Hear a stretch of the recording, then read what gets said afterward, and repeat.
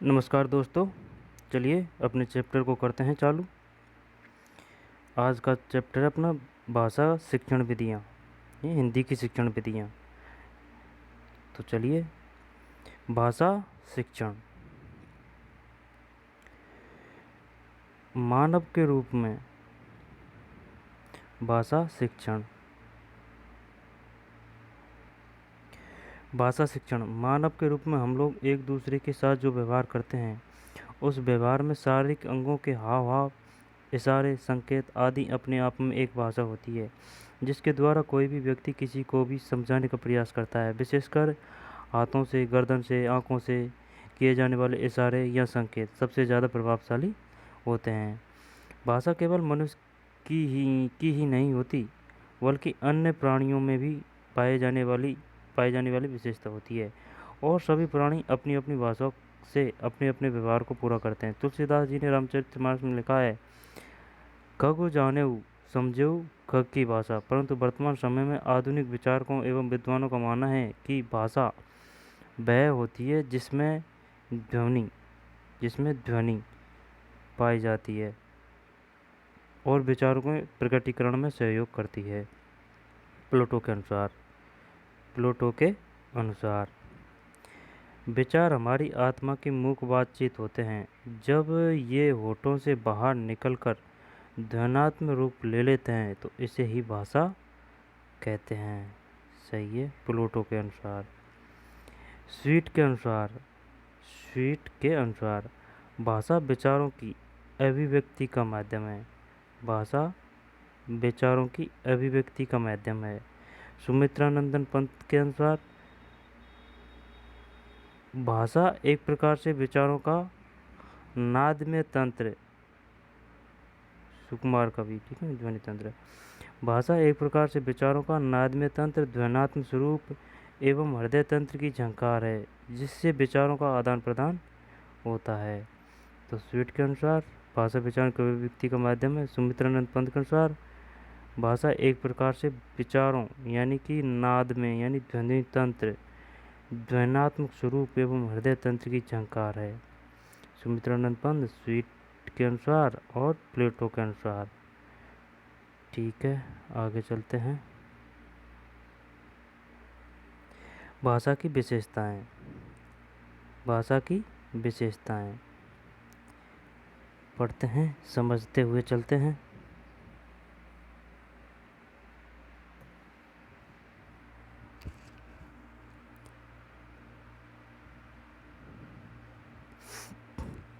भाषा सदैव अर्जित होती है। ठीक है। भाषा गतिशील होती है, प्रभाव में अंगों से आने वाली, ठीक है, आगे से आने वाली प्रवाह है। भाषा गतिशील होती है। भाषा परिवर्तनशील होती है। भाषा समन्वयकारी उपागम जो भी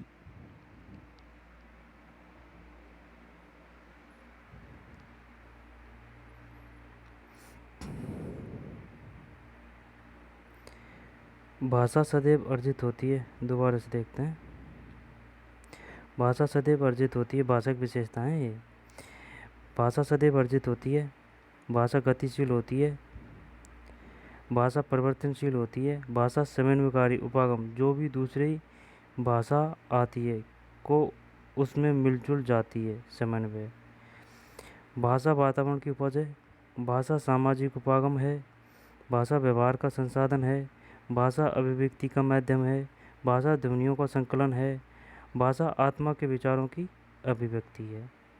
ठीक है, इसमें तो कोई ज़्यादा टफराग है नहीं है। भाषा है बताइए, अभिव्यक्ति उपागम है या सामाजिक उपागम है या विचार उपागम है? उपयुक्त सभी। भाषा एक ध्वन्यात्मक रूप को दिया जाने वाला नाम है जो कि आत्मा की आवाज़ है, हृदय तंत्र की झंकार है, अभिव्यक्ति का व्यवहार है। उपयुक्त सभी। भाषा सदैव होती है, जन्मजात या अर्जित, या कभी अर्जित या जन्मजात या ये भी दोनों। भाषा सिर्फ अर्जित होती है, ठीक है ना। भाषा मनोविज्ञान एक बालक में भाषा किसी प्रकार से विकसित होती है, इसे भाषा मनोविज्ञान कहा जाता है। किस प्रकार से होती है विकसित होती है, भाषा मनोविज्ञान कहा जाता है। मनोविज्ञान के 3 सोपान है। जिज्ञासा, ठीक है, जिज्ञासा, अनुकरण और अभ्यास। जिज्ञासा, अनुकरण और अभ्यास किसके सोपान है? 3 सोपान है भाषा मनोविज्ञान के। जिज्ञासा होनी चाहिए, अनुकरण और अभ्यास। ठीक है, जिज्ञासा क्या है? जिज्ञासा एक बालक जिस परिवार या वातावरण में जन्म लेता है, वह उसी परिवार या वातावरण के लोगों के द्वारा बातचीत के आधार पर होने वाले व्यवहार को देखता है, तो उसमें ऐसा ही करने की जिज्ञासा उत्पन्न होती है और उस जिज्ञासा के वशीभूत होकर के वह भी उसी प्रकार की ध्वनि प्रकट करने लगता है, वह है जिज्ञासा। अनुकरण, अनुकरण जब एक शिक्षक की भांति परिजन उस बालक को किसी ध्वनि के सहज उच्चारण सुनाते हैं, तो वह बालक सीखने वाले की भांति उनका अनुकरण करते हुए उसी प्रकार का उच्चारण का प्रयास करता है। इस अनुकरण से उसमें शब्दों का बोलना पैदा हो जाता है, वो होता है अनुकरण। अभ्यास, जब किसी बालक में किसी शब्द का उच्चारण पैदा हो जाता है, तो वह उसका बार बार अभ्यास करते हुए उन शब्दों को स्थायी बना लेता है और इस प्रकार से एक बालक में भाषा का विकास हो जाता है। अभ्यास, अभ्यास बार बार अभ्यास करते हैं। भाषा मनोविज्ञान के अनुसार एक बालक में भाषा का विकास किस महत्वपूर्ण कारक से होता है? अभ्यास से। भाषा मनोविज्ञान के अनुसार, मनोविज्ञान की बात आ रही है, एक बालक में भाषा का विकास किस महत्वपूर्ण कारक से होता है? उपयुक्त सभी नहीं है भाई साहब इसमें, ठीक है ना। भाषा मनोविज्ञान के अनुसार एक बालक में भाषा का विकास किस महत्वपूर्ण, क्योंकि अभ्यास, यार इसमें ना उपयुक्त सभी होना चाहिए, महत्वपूर्ण कारक से होता है। और यहाँ पर इसमें ये होना चाहिए था जिज्ञासा, फर्स्ट नंबर पर है, क्योंकि अगर जिज्ञासा नहीं होगी तो न तो अभ्यास होगा ना ही अनुकरण होगा। तो इसमें या तो फर्स्ट होना चाहिए, और अगर फर्स्ट अगर नहीं है तो इसमें होना चाहिए यहाँ पर चौथा। ये तो सही नहीं लग रहा है मुझे भाई। भाषा मनोविज्ञान की बात है, अभ्यास तो बाद में आएगा ना, जब वो सीख जाएगा जब, तो मनोविज्ञान की बात है तो फिर जिज्ञासा होनी चाहिए। चल छोड़ो, आगे चलते हैं। भाषा में बालक में भाषा का जन्म निम्न में से किस सोपान के द्वारा होता है? हाँ ये है, ये रिया। भाषा मनोविज्ञान के अनुसार एक बालक में भाषा का विकास किस महत्वपूर्ण कारक से होता है? इसमें अभ्यास दे रखा है। बालक में भाषा का जन्म निम्न में से किस सोपान के द्वारा होता है? जिज्ञासा। इसमें जिज्ञासा आएगी और इसमें आएगा उपयुक्त सभी। चलिए, एक बालक में भाषोपागम के लिए महत्वपूर्ण है जिज्ञासा, अभ्यास, अनुकरण, उपयुक्त सभी। ठीक है। भाषा के रूप, भाषा के रूप, भाषा को व्यवहारिक रूप से मातृभाषा, बोली, प्रादेशिक भाषा, राजभाषा, राष्ट्रभाषा के रूप में जाना जाता है। मातृभाषा, एक बालक सबसे पहले माँ के द्वारा बोले जाने वाले शब्दों को बोलना सीखता है, उससे उसकी मातृभाषा कहते हैं। तथा माँ को बालक की प्रथम गुरु और परिवार को बालक की पहली पाठशाला कहते हैं। कोई कंफ्यूज नहीं, 1000 बार पढ़ लिए यार, कोई दिक्कत नहीं है। बोली, हमारे देश में ऐसा माना जाता है कि प्रत्येक 36 किलोमीटर की दूरी पर शब्द बदल जाते हैं और स्थानीय शब्दों का उपयोग होता है, जिसमें शुद्धता अशुद्धता शब्द या वाक्य विन्यास का कोई ध्यान नहीं रखा जाता एवं कोई विशेष शब्दकोश व्याकरण आदि नहीं होता, तथा क्षेत्रीय व्यवहार में क्षेत्रीय शब्दों का उपयोग होता है, उसे बोली कहते हैं। बोली निजी, लोकल, और भाषा बृहद यानी विशाल क्षेत्र में। प्रादेशिक भाषा, किसी प्रदेश विशेष में बोली जाने वाली अथवा व्यवहार में आने वाली भाषा जिसका अपना एक अस्तित्व होता है, उसे स्वयं की लिपि होती है। व्याकरण सहित होता है। प्रादेशिक भाषा किसी प्रदेश विशेष में बोली जाने वाली अथवा व्यवहार में आने वाली भाषा जिसका अपना एक अस्तित्व होता है। किसी प्रदेश विशेष में बोले जाने वाली अथवा व्यवहार में आने वाली भाषा जिसका अपना एक अस्तित्व होता है, उसमें की लिपि होती है, व्याकरण साहित्य होता है, व्यवस्थित शब्दकोश होता है तथा संविधान के द्वारा भाषा के रूप में मैन होती है। जैसे गुजराती, मराठी, पंजाबी, तमिल आदि हैं, कोई दिक्कत नहीं। राजभाषा उस भाषा को किसी भी राज्य या राष्ट्र की राजभाषा कहा जाता है जिसमें वहाँ के सरकारी कामकाज होते हैं। ठीक है, सरकारी कामकाज होते हैं। भारत देश में 14 सितंबर 1949 को हिंदी को राजभाषा बनाया गया तथा प्रतिवर्ष 14 सितंबर को हिंदी दिवस मनाया जाता है। भारत के संविधान के अनुच्छेद 343 में हिंदी को राजभाषा होने का उल्लेख है। कौन से अनुच्छेद में? 343 में। और हिंदी दिवस कब मनाया जाता है? 14 सितंबर को। और भारत देश की राजभाषा कब मानी गई, बनाया गया? 14 सितंबर 1949 को। 343 अनुच्छेद उल्लेख है 343 में 343। राष्ट्रभाषा किसी भी राष्ट्र की राष्ट्रभाषा का गौरव उस भाषा को प्राप्त हो सकता है जिसको बोलने वाले लोग कुल जनसंख्या के 2/3 यानी कि 66.66 तथा समझने वाले लोग 3/4 यानी कि 75% होते हैं। भारत देश में ऐसी कोई भाषा नहीं है। NCF 2005 के त्रिभाषा सूत्र से ऐसी उम्मीद लगाई जा सकती है कि आने वाले कुछ वर्षों में भाषा हिंदी इसका दर्जा प्राप्त कर सकती है। बताइए, क्वेश्चन आ रहा है, मातृभाषा से अभिप्राय है वातावरण की भाषा, परिजनों की भाषा, माँ के द्वारा बोले जाने वाले शब्द। ठीक है, माँ के द्वारा बोले जाने वाले शब्द, वो होता है मातृभाषा। निम्न में से प्रादेशिक भाषा नहीं है, राजस्थानी नहीं है, फिर सभी है, पंजाबी भी है, मलयालम भी है, गुजराती है। प्रादेशिक भाषा नहीं है राजस्थानी। कोशिश चल रही है प्रादेशिक बनाने की, देखते हैं बनती है या नहीं बनती है राजस्थानी भाषा। तो निम्न में से प्रादेशिक भाषा नहीं है, राजस्थानी नहीं है। ठीक है ना, राजस्थानी। 14 सितंबर को प्रतिवर्ष हिंदी दिवस मनाया जाता है क्योंकि इस तिथि को 1949 में हिंदी भारत की राजभाषा बनी, जिसका उल्लेख 343 पढ़ लिया। भारत देश में हिंदी राजभाषा है, यहाँ की कोई राष्ट्रभाषा नहीं है। सही है। भाषा के बिंब, ये इम्पोर्टेंट आ रहा है, इसमें से क्वेश्चन आते ही रहते हैं। वो भी इम्पोर्टेंट था लेकिन इसमें से क्वेश्चन आते ही हैं। ठीक है ना। बिंब, जब भी कोई वस्तु, व्यक्ति, शब्द, वर्ण आदि हमारी आँखों के सामने आते हैं तो इनके चित्र हमारे मस्तिष्क में बन जाते हैं और स्थायी हो जाते हैं, जिससे कि हमारी भाषा आगे बढ़ती है। इसलिए इन्हें भाषा बिंब कहते हैं। भाषा बिंब में मुख्य रूप से 4 प्रकार के होते हैं।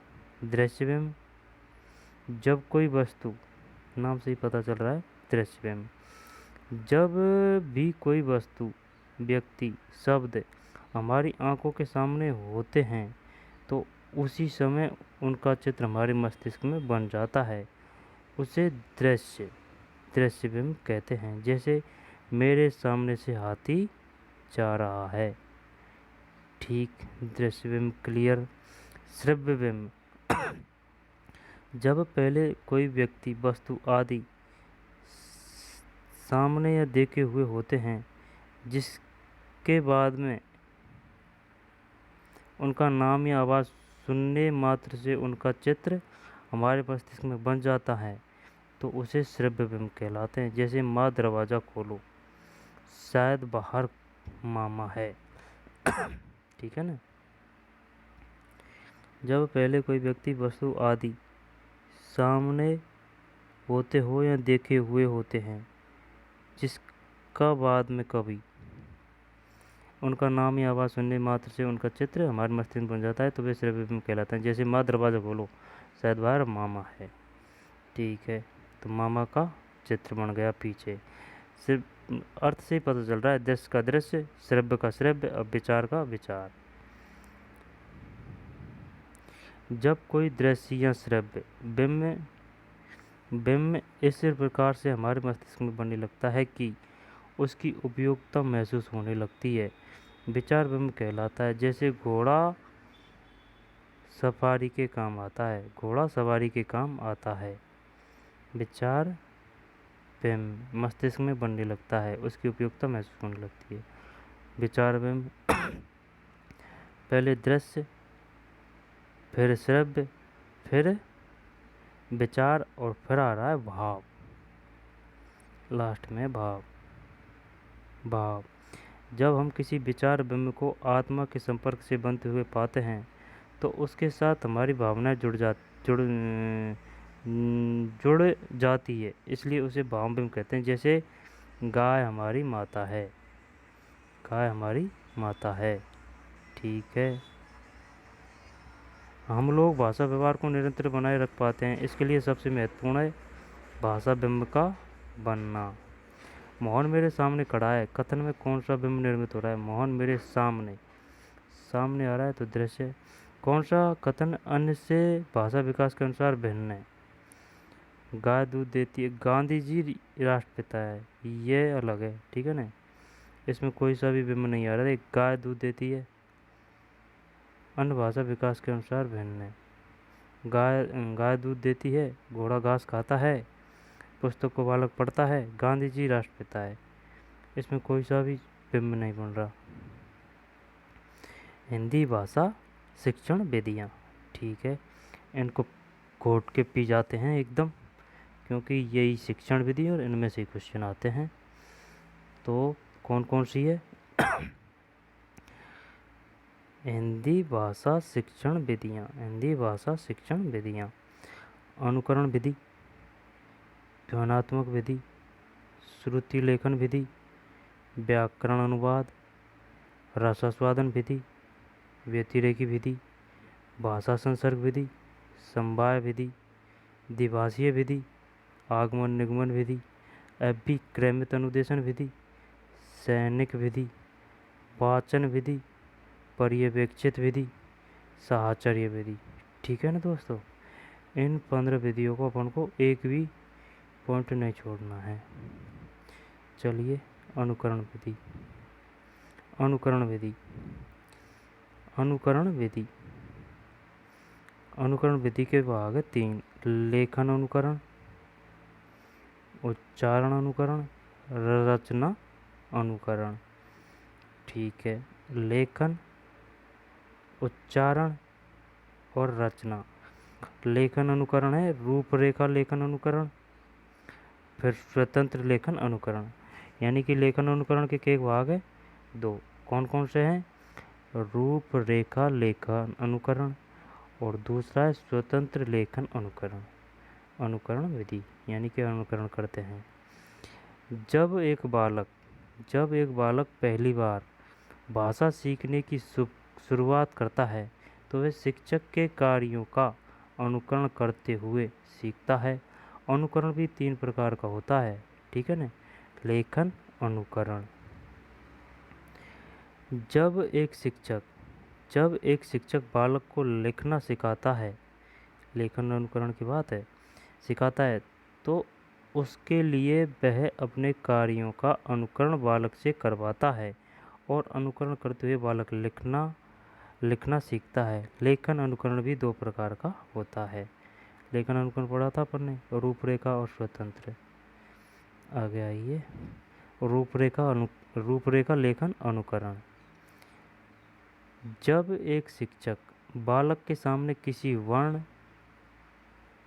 शब्द या अंक की रूपरेखा बनाकर दे देता है और वह बालक उस रूपरेखा के आधार पर वास्तविक वर्ण या शब्द की रचना कर लेता है। जैसे ये टीचर ने दे दिया क, तो ऐसे बनाओ। ये डॉट डॉट नहीं होता है कि जैसे कि ऐसे, ये रूपरेखा अनुकरण विधि हो गई। बस ये है 3 का 3, बस का बस, कार का कार। ये क्या है? रूपरेखा लेखन अनुकरण। कंफ्यूज नहीं होना और किसी भी चैप्टर को हल्के में नहीं लेना है। रूपरेखा लेखन अनुकरण। ठीक है, अब है स्वतंत्र लेखन अनुकरण। जब एक शिक्षक कक्ष में बालक के सामने किसी वर्णमाला, गिनती या शब्दों को एक साथ लिख देता है और कक्ष में बैठा बालक स्वतंत्र रूप से उसे देखते हुए लिखने का प्रयास करता है। दोबारा से पढ़ते हैं।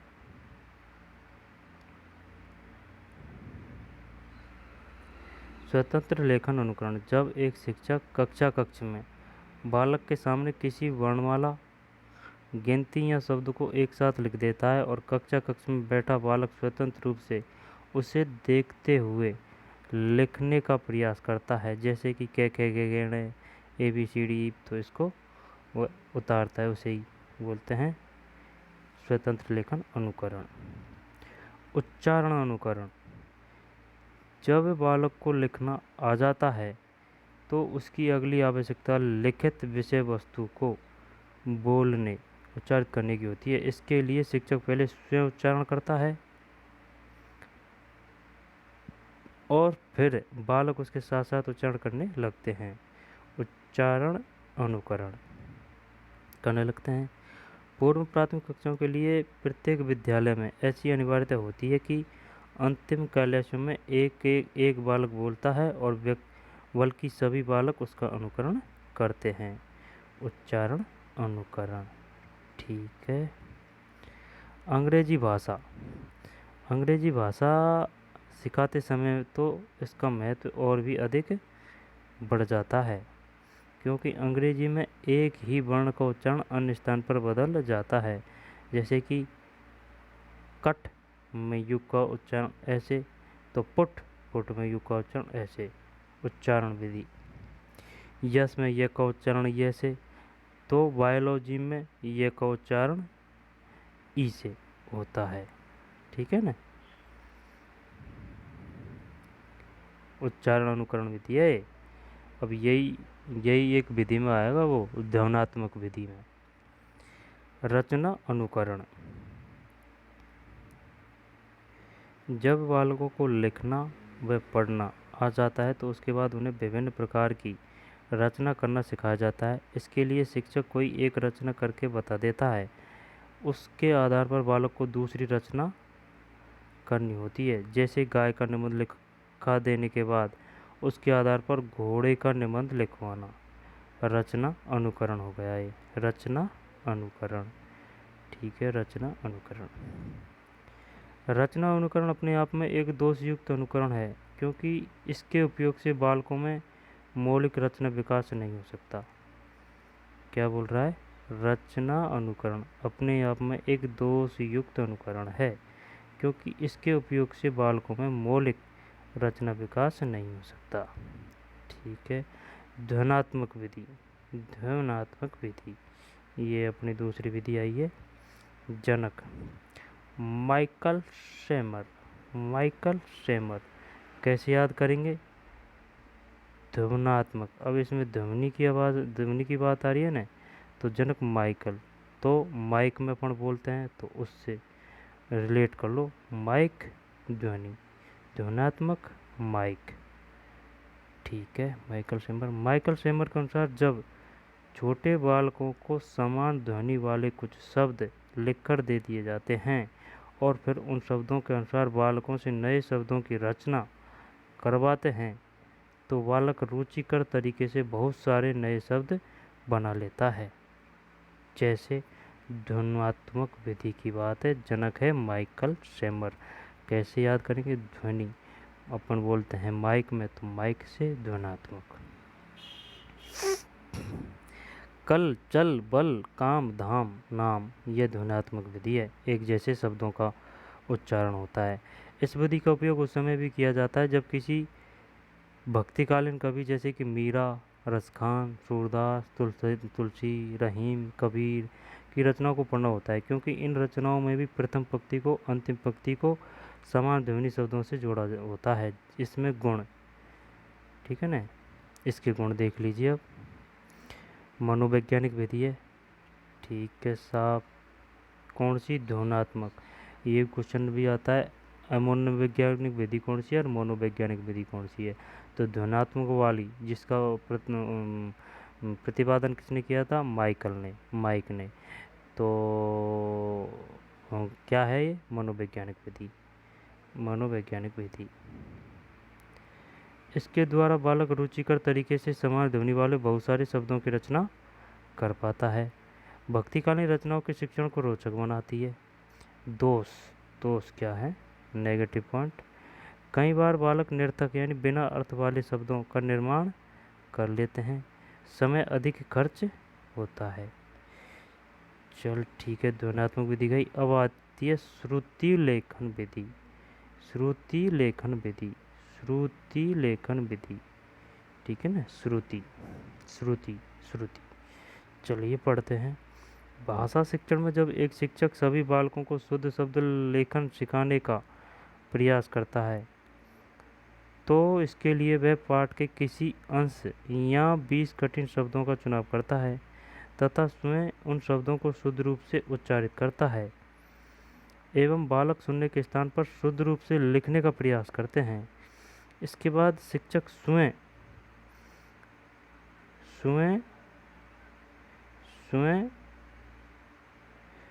प्रत्येक बालक की ओर उत्तर पुस्तिका की जांच करता है और गलत पाए गए शब्दों को गोला बनाते हुए वह स्वयं शुद्ध रूप से लिखता है और फिर बालक, दोबारा से पढ़ते हैं, गुड़गुबर हो रहा है मामला। भाषा शिक्षण में जब एक शिक्षक सभी बालकों को शुद्ध शब्द लेखन सिखाने का प्रयास करता है, तो इसके लिए वह पाठ से किसी भी अंश या 20 कठिन शब्दों का चुनाव करता है तथा स्वयं उन शब्दों में शुद्ध रूप से उच्चारित करता है एवं बालक सुनने के आधार पर शुद्ध रूप से लिखने का प्रयास करते हैं, सुनने के आधार पर, ठीक है ना। इसके बाद शिक्षक स्वयं प्रत्येक बालक की उत्तर पुस्तिका की जांच करता है और गलत पाए गए शब्दों को गोला बनाते हुए वह स्वयं शुद्ध रूप से लिखता है और फिर बालक, यानी कि पहले 20 कठिन शब्द दिए जाएंगे बोल के, तो बोलने के बाद में स्टूडेंट बोल के ही उनको लिखेगा। लिखने के बाद में टीचर कॉपी को जांच करेगा। जांच करने के बाद में जो त्रुटि है उन पे गोला करेगा। गोला करने के बाद में फिर वह लिखेगा और फिर स्टूडेंट देखेंगे, तो इसको ही कहते हैं श्रुति लेखन विधि। को 10-10 बार शुद्ध लिखने के लिए प्रेरित करता है। 10-10 बार शुद्ध लेखन के लिए प्रेरित करता है। ऐसा करने से बालक में शुद्ध लेखन का विकास होता है। सही है, शुद्ध लेखन का विकास तो होता ही है। गुण क्या क्या है? गुण मनोवैज्ञानिक विधि है, मनोवैज्ञानिक है श्रुति लेखन विधि, मनोवैज्ञानिक विधि है। बालकों में भाषा शुद्धता का विकास होता है। बालक में श्रवण कौशल एवं लेखन कौशल में वृद्धि होती है। सही बात है। दोष, समय अधिक खर्च होता है। समय तो खर्च होता ही, बार वह बोलेगा फिर वह लिखेगा, लिखने के बाद वो चेक करेगा, चेक करने के बाद में फिर सबों की समस्या का निपटारा करेगा। योग शिक्षकों का अभाव पाया जाता है। सही बात है। आगे चलिए। व्याकरण अनुवाद विधि, ठीक है, इसको पढ़ते हैं। इसमें हमेशा कंफ्यूज होता है। व्याकरण अनुवाद विधि है और एक है भाषा संसर्ग विधि है और एक है अनुवाद विधि है। ये तीन है, इनमें कंफ्यूज होते हैं, तो पढ़ते हैं। अन्य भाषा सिखाते समय एक शिक्षक इस विधि का उपयोग करता है। अन्य भाषा सिखाते हुए, ठीक है, अन्य भाषा सिखाते समय एक शिक्षक इस विधि का उपयोग करता है, जिसमें सबसे पहले वह अन्य भाषा की विषय वस्तु को बालक की मातृभाषा में जिसमें सबसे पहले वह अन्य भाषा की विषय वस्तु को बालक की मातृभाषा में अनुवादित करता है और अनुवाद करते समय अन्य भाषा के व्याकरण का ध्यान रखता है। सबसे पहले भारतीय परिवेश में इस विधि का उपयोग दक्षिण भारतीय शिक्षा शास्त्री श्री रामकृष्ण गोपाल भंडारकर ने संस्कृत भाषा को सिखाते हुए किया था। इसलिए इन्हीं के नाम पर इस विधि को भंडारकर विधि कहते हैं। तो भंडारकर विधि कह दो या फिर व्याकरण विधि कह दो। कैसे याद करेंगे? वही भंडारकर में नया आ रहा है, इसमें भी नया आ रहा है और इसमें भी नया आ रहा है। व्याकरण भंडारकर विधि भी कहते हैं। ठीक है ना। भारत देश में इस विधि के द्वारा फ्रेंच, जर्मन, फारसी, उर्दू, अंग्रेजी, लैटिन, संस्कृत भाषाओं को सिखाने में किया जाता है। दोबारा से देख लेते हैं।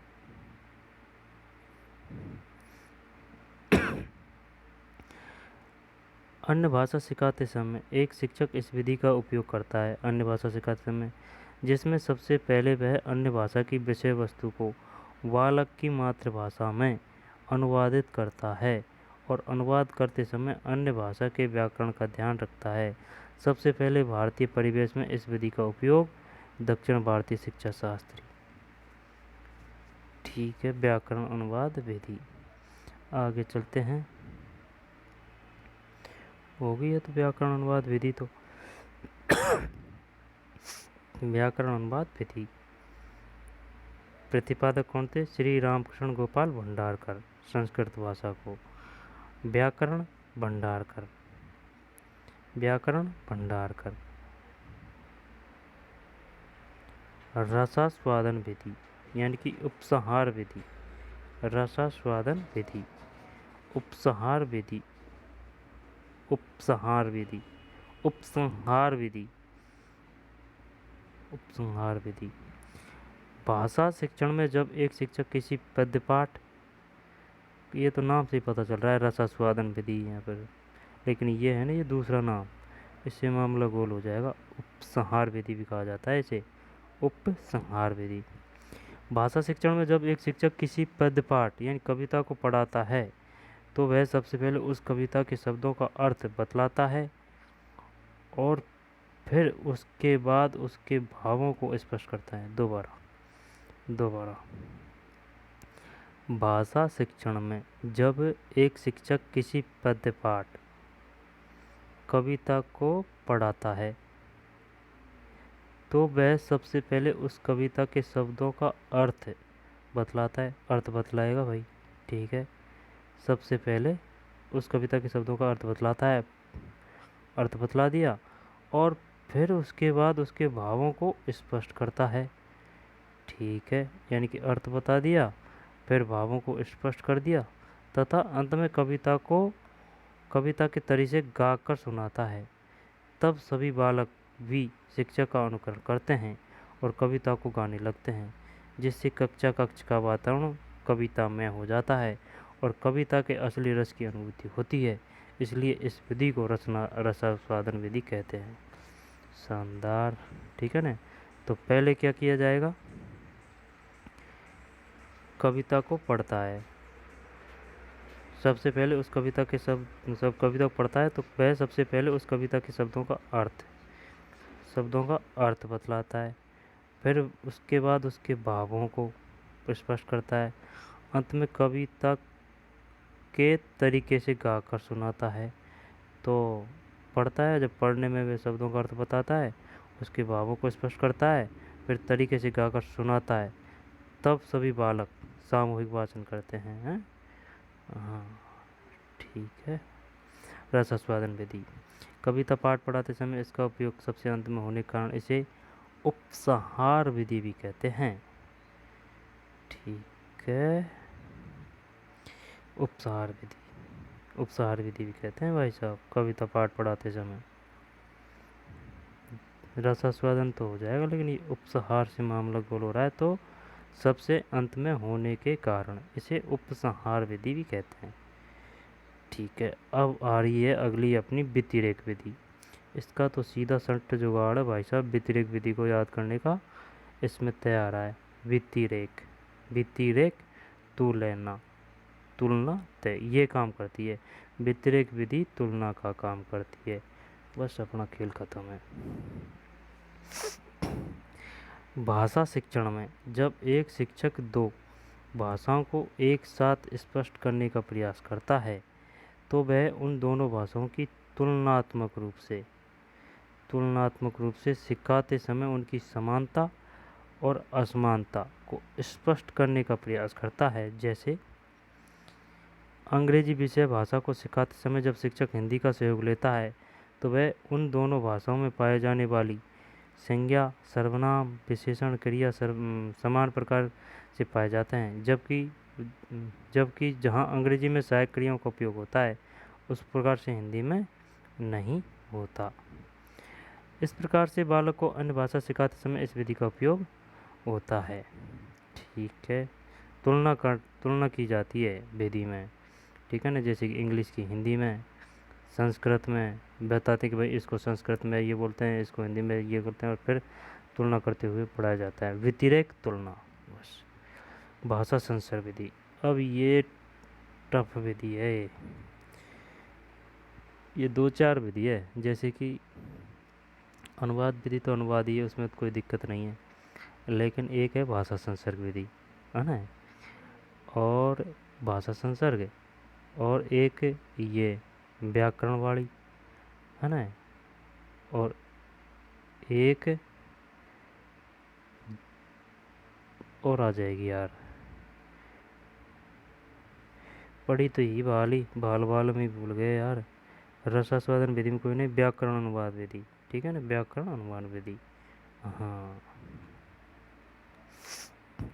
भाषा संसर्ग विधि, भाषा संसर्ग विधि। भाषा शिक्षण में जब एक बालक को बिना वर्णमाला का ज्ञान करवाए, इसको कैसे याद करेंगे? संसर्ग का मतलब होता है साथ साथ, ठीक है ना, तो इसकी पहचान यही है भाषा संसर्ग की। जैसे कि अपन किसी को ज्ञान दे रहे हैं, किसका?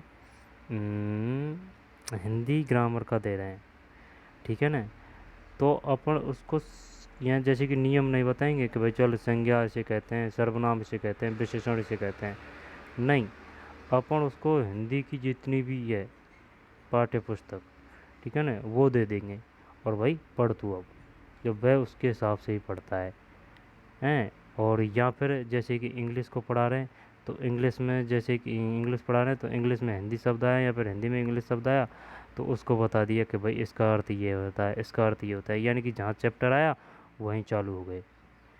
अब पढ़ लेते हैं।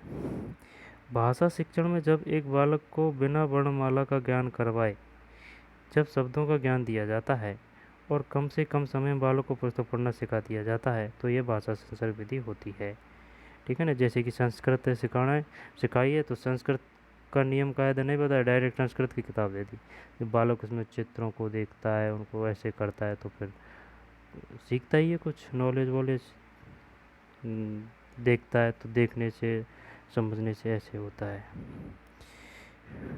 ठीक है, पढ़ते हैं।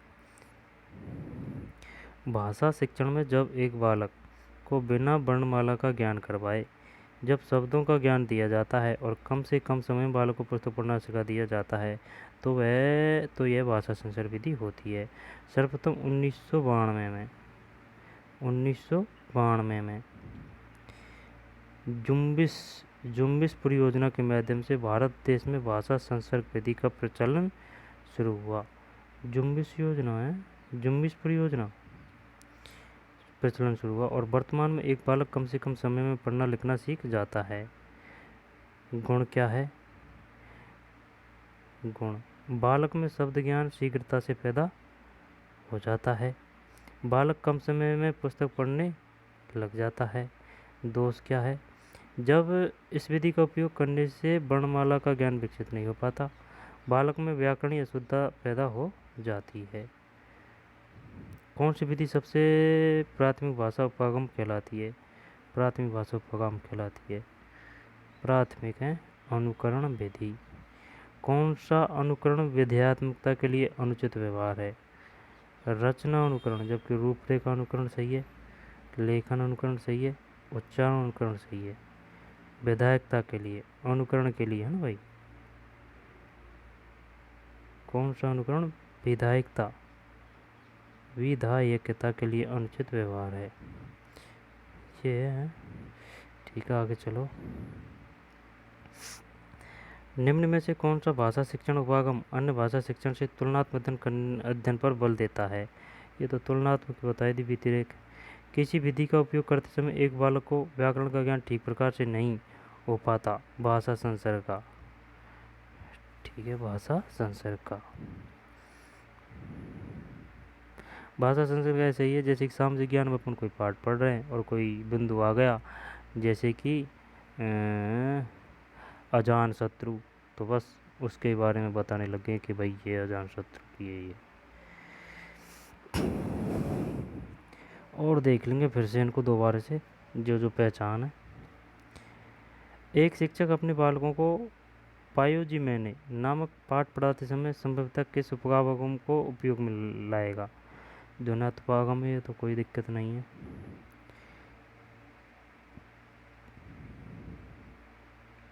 निम्न में से वह कौन सी विधि है जिसके द्वारा एक शिक्षक कविता पाठ पढ़ाते समय बालकों को उसके वास्तविक आनंद, ये तो और उपसार विधि यानी कि रसास्वादन विधि, रसास्वादन विधि कविता वाली, कविता वाली ध्वन्यात्मक विधि नहीं है भाई इसमें। हाँ, पाठ पढ़ाते समय बालकों को उसके वास्तविक आनंद की अनुभूति कराता है, कविता वाली। ठीक है, भंडारकर ये व्याकरण से संबंधित है। भाषा संसर्ग वो साथ साथ वाली है। उपसंहार विधि,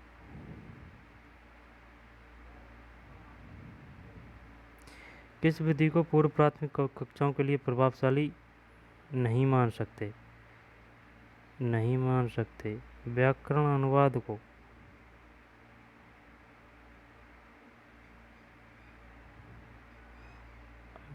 किस विधि को पूर्व प्राथमिक की बात है, पूर्व प्राथमिक कक्षाओं के लिए प्रभावशाली नहीं मान सकते, तो अनुकरण है, सही है। ध्वन्यात्मक भी है, सही है। और भाषा संसर्ग, भाषा संसर्ग है भाई साहब, या फिर व्याकरण अनुवाद।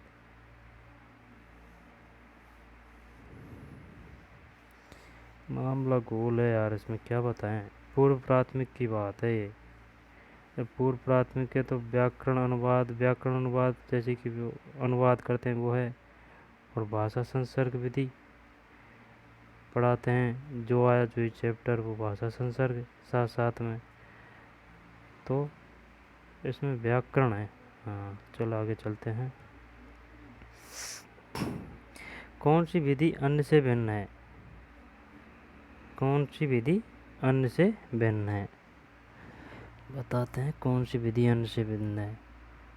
तो भाई साहब अनुकरण विधि, रुक जा, अनुकरण विधि, अनुकरण हो रहा है। भाषा संसर्ग विधि, श्रुति लेखन विधि, व्यतिरेक विधि।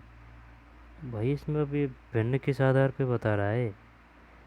भाषा संसर्ग में भी, लेखन अनुकरण में भी, वो श्रुति लेखन में। जाने दे, आगे चलते हैं यार। कौन सी विधि भाषा शिक्षण उपागम के रूप से उस कौशल को बढ़ाती है जो एक प्रकार से ग्राह्य कौशल है? ग्राह्य, ग्राह्य यानी कि ग्रहण कौन कौन से अपन ग्रहण किससे करते हैं? एक तो भाई सुन के करते हैं अपन, और एक अपन पढ़ के करते हैं, ये ग्राह्य में। और आउटपुट कौन कौन से बोलने, जैसे कि अपना बातों का भी व्यक्त करते हैं, तो एक तो लिख के, बोल के, सही है। तो अनुकरण ग्राह्य कौशल है, अनुकरण। ठीक है, समवाय विधि, भाषा संसर्ग विधि और समवाय विधि,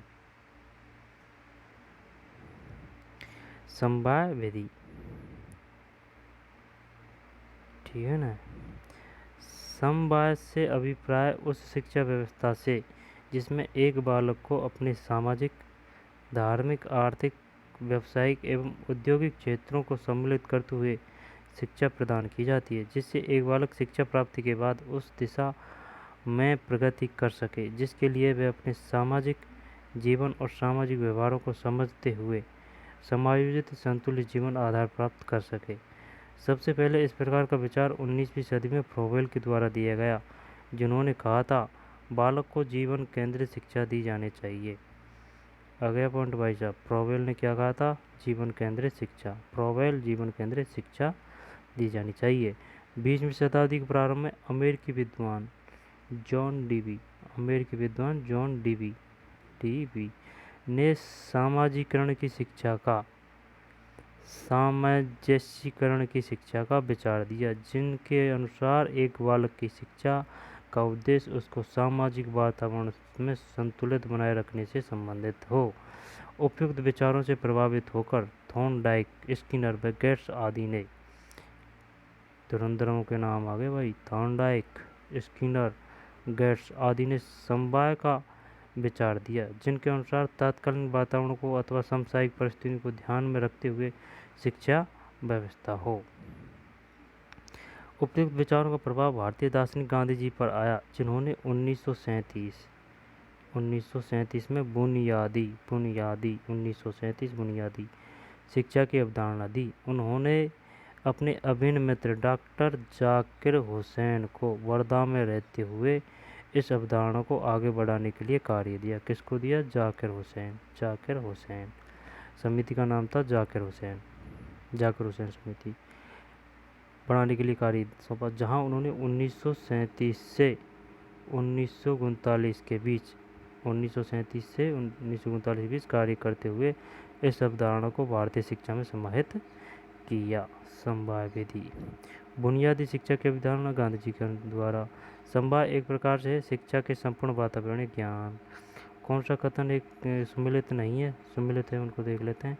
गांधी जी बुनियादी शिक्षा, फ्रोवेल जीवन केंद्रित, जॉन डीवी सामंजस्यीकरण। ठीक है, सामंजस्यीकरण शिक्षा। द्विभाषीय विधि, दो भाषा का काम करती है।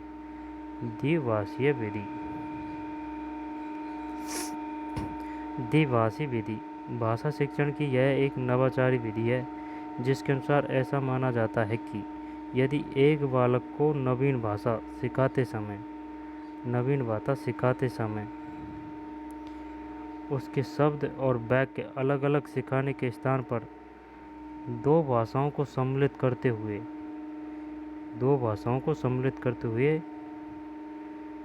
वाक्य बनाकर यदि बार बार अभ्यास करवाते हैं तो रोचकतापूर्ण तरीके से एक बालक कम समय में अन्य भाषा का वाक्य बनाना सीख जाता है अथवा मौखिक रूप से अन्य भाषा बोलने लग जाता है। मान लीजिए एक बालक लो आम अंग्रेजी में सीखना है तो निम्न अभ्यास करवा सकते हैं, जैसे कि लो आम, लो मैंगो, टेक आम। ये कौन सी विधि है? विधि देख भाई साहब, ये गजब विधि है, द्विभाषी विधि है, दो माध्यम का काम करती है। अनुवाद भी बोल सकते हैं इसको, अनुवाद विधि भी दुभाषीय का काम करता है, जो वक्ता के बोलने के बाद उसके विचारों सूत्रों को समझने आने वाली भाषा में बदलकर बताता है। दोबारा से, लो आम, लो मैंगो, टेक आम, टेक मैंगो। यह विधि उस समय की उपयोगी होती है जब एक वक्ता और श्रोता समूह में दोनों की भाषा अलग अलग हो, तो वक्ता के विचारों को श्रोता तक पहुंचाने के लिए उनके बीच एक दुभाषीय काम करता है, जो वक्ता के बोलने के बाद उसके विचारों को श्रोताओं के समझने आने वाली भाषा में बदलकर बताता है। आगमन निगमन विधि ट्रांसलेशन विधि है वो, जैसे किसी इंग्लिश हिंदी है तो उसको इंग्लिश में बोलकर बताना, या फिर जैसे कि कोई फ्रांस बोल रहा है तो उसको किसी को इंग्लिश में बतानी है तो वो बीच में होता है ना जो उसको इंग्लिश में बोल के बताता है। जैसे कि एक आदमी ये है और एक आदमी ये है, अब ये इंग्लिश बोल रहा है, ठीक है ना, और इसको इंग्लिश समझ में नहीं आती, ठीक है ना। ये इंग्लिश बोल रहा है और इसको समझ में नहीं आती इंग्लिश, इसको आती है हिंदी, ठीक है ना। लेकिन ये इंग्लिश को समझ नहीं सकता, तो बीच में जो ट्रांसलेट करने वाला होता है उसको बोलते हैं दुभाषिया, ठीक है। आगमन निगमन विधि सबसे बेस्ट विधि है, भाषा शिक्षण की सर्वोत्तम विधि। सामान्यतया आगमन को उदाहरण से नियम की ओर, निगमन को नियम से उदाहरण की ओर की प्रकृति बिल्कुल विपरीत होती है, परंतु आगमन व निगमन को भाषा विज्ञान समझते समय एक साथ उपयोग में लाया जाता है। जहाँ आगमन के द्वारा भाषा विज्ञान के सिद्धांत व नियमों का निर्माण किया जाता है, वहीं पर निगमन के द्वारा पहले से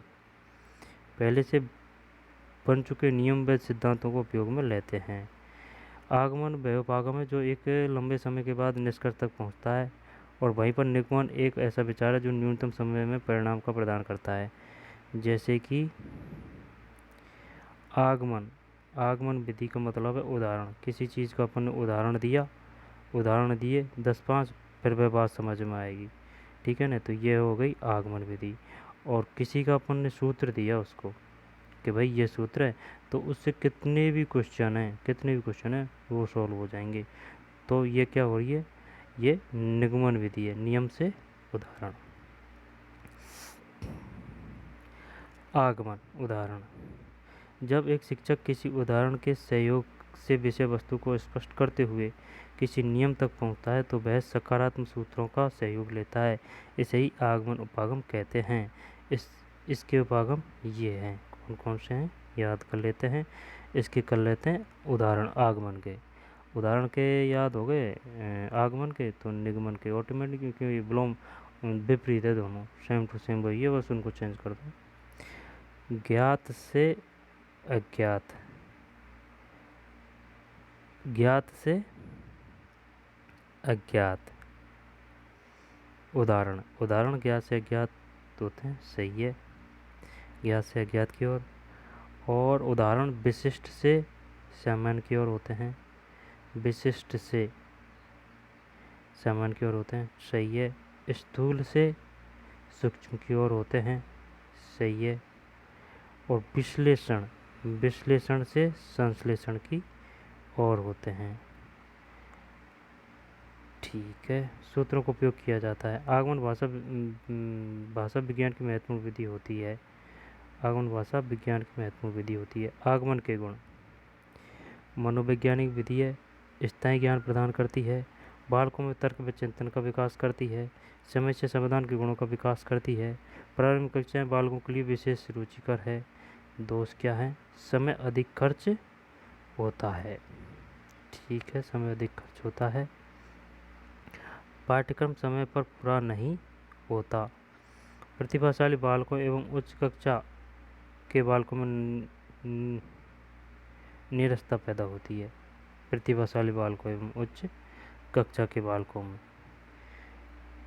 ठीक है। निगमन विधि, निगमन नियम से उदाहरण, जब एक शिक्षक शिक्षण कार्य करते समय पहले से स्थापित किसी नियम या सूत्र का उपयोग करते हुए किसी उदाहरण को कम समय में स्पष्ट कर देता है तो वह निगमन उदाहरण होता है। निगमन के समय नकारात्मक सूत्र प्रभावित रहते हैं, जैसे नकारात्मक, वही उदाहरण वो है ना आगमन वाले, वो उल्टे हो गए बस।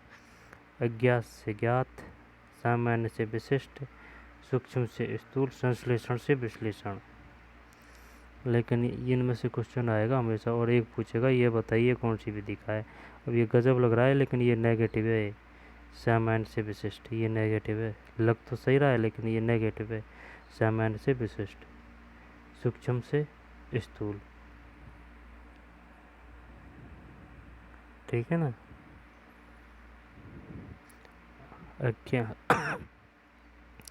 अज्ञात से ज्ञात, सामान्य से विशिष्ट, सूक्ष्म से स्थूल और संश्लेषण से विश्लेषण। निगमन के गुण, पाठ्यक्रम समय पर पूरा हो जाता है सूत्रों के माध्यम से। सूत्र नियमों से व्याकरण ज्ञान शीघ्रता से हो जाता है। समय से समाधान में समय कर्म कम खर्च होता है। प्रतिभाशाली बालकों व उच्च कक्षाओं के बालकों को रुचिकर विधि है। अब जैसे कि निगमन है, अब संस्कृत में सूत्र होता है संधि का, इतना सा सूत्र होता है छोटी सी लाइन का, तो उससे बस वह पूरी संधि हो जाती है। ठीक है ना, तो संस्कृत में ये काफ़ी प्रचलित है। प्रतिभाशाली बालकों में उच्च कक्षा के बालकों में रुचिकर विधि है। ठीक है। दोष अमनोवैज्ञानिक विधि है। ज्ञान अस्थायी होता है, रटने के दोष पैदा होते हैं। हाँ, ये रटन प्रणाली पर आधारित होती है। प्रारंभ कक्षाओं के लिए अधिक उपयोगी नहीं। ठीक है। निगमन विधि, अभिक्रमित अनुदेशन विधि, अभिक्रमित अनुदेशन विधि, अभिक्रमित अनुदेशन विधि स्किनर ने दिया था, ये शायद पढ़ते हैं। अभिक्रमित अनुदेशन विधि,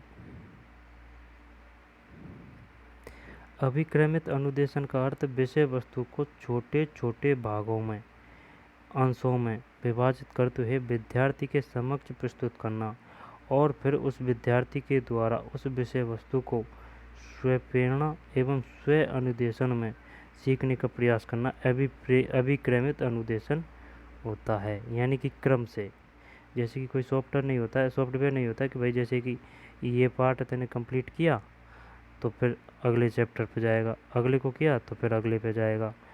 और जैसे कि ये पार्ट को कर रहा है, इसमें गलत बता दिया तो वो उत्तर आ जाता है गलत। ठीक है ना, और अगर सही होता है तो वे फटाके से चलते हैं। बस वही ये क्रम से चलना अभिक्रमित, और कहीं क्रम छुपा हुआ है इसमें।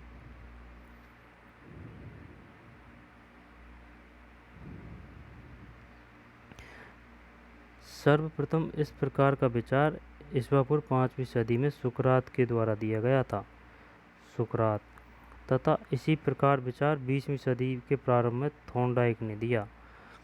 ठीक है। 20वीं सदी में ही अमेरिकी विद्वान डॉक्टर प्रेसे ने शिक्षण मशीन बनाई, एक शिक्षण मशीन बनाई और मशीन के माध्यम से विषय वस्तु किस प्रकार से प्रतिभागी को प्राप्त हो उसके लिए क्रमिक व्यवस्था की थी, परंतु प्रयोग असफल रहा। वर्तमान में अभिक्रमित अनुदेशन क्रिया प्रस्तुत सिद्धांत पर आधारित है।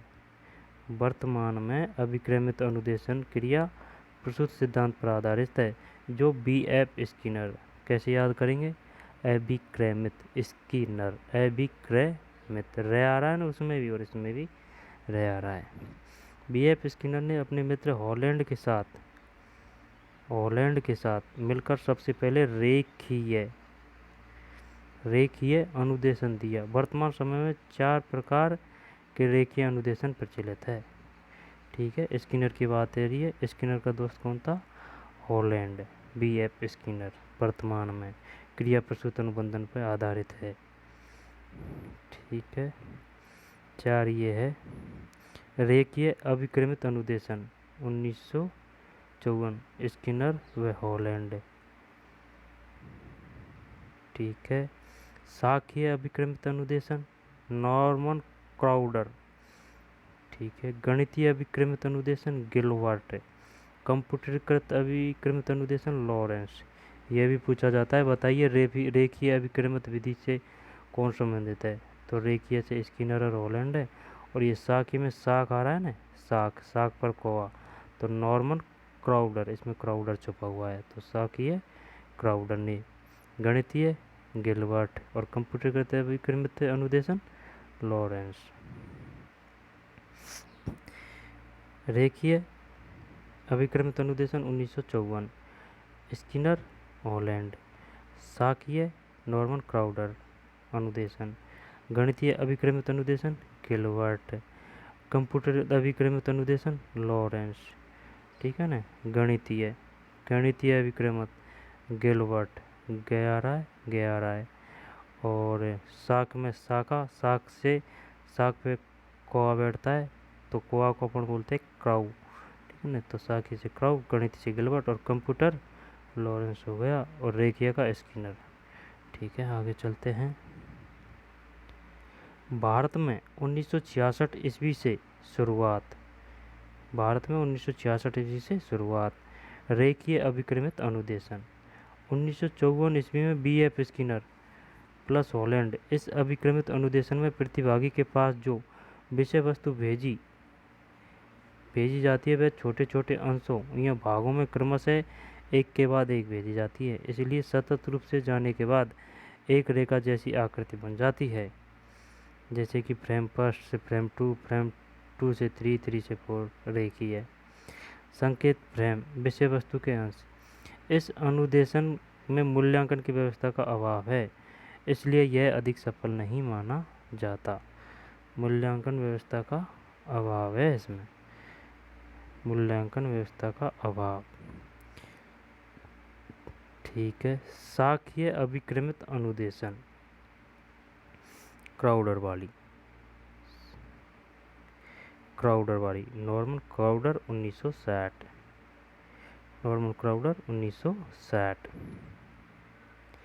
नॉर्मन क्राउडर ने रेखीय अभिक्रमित अनुदेशन की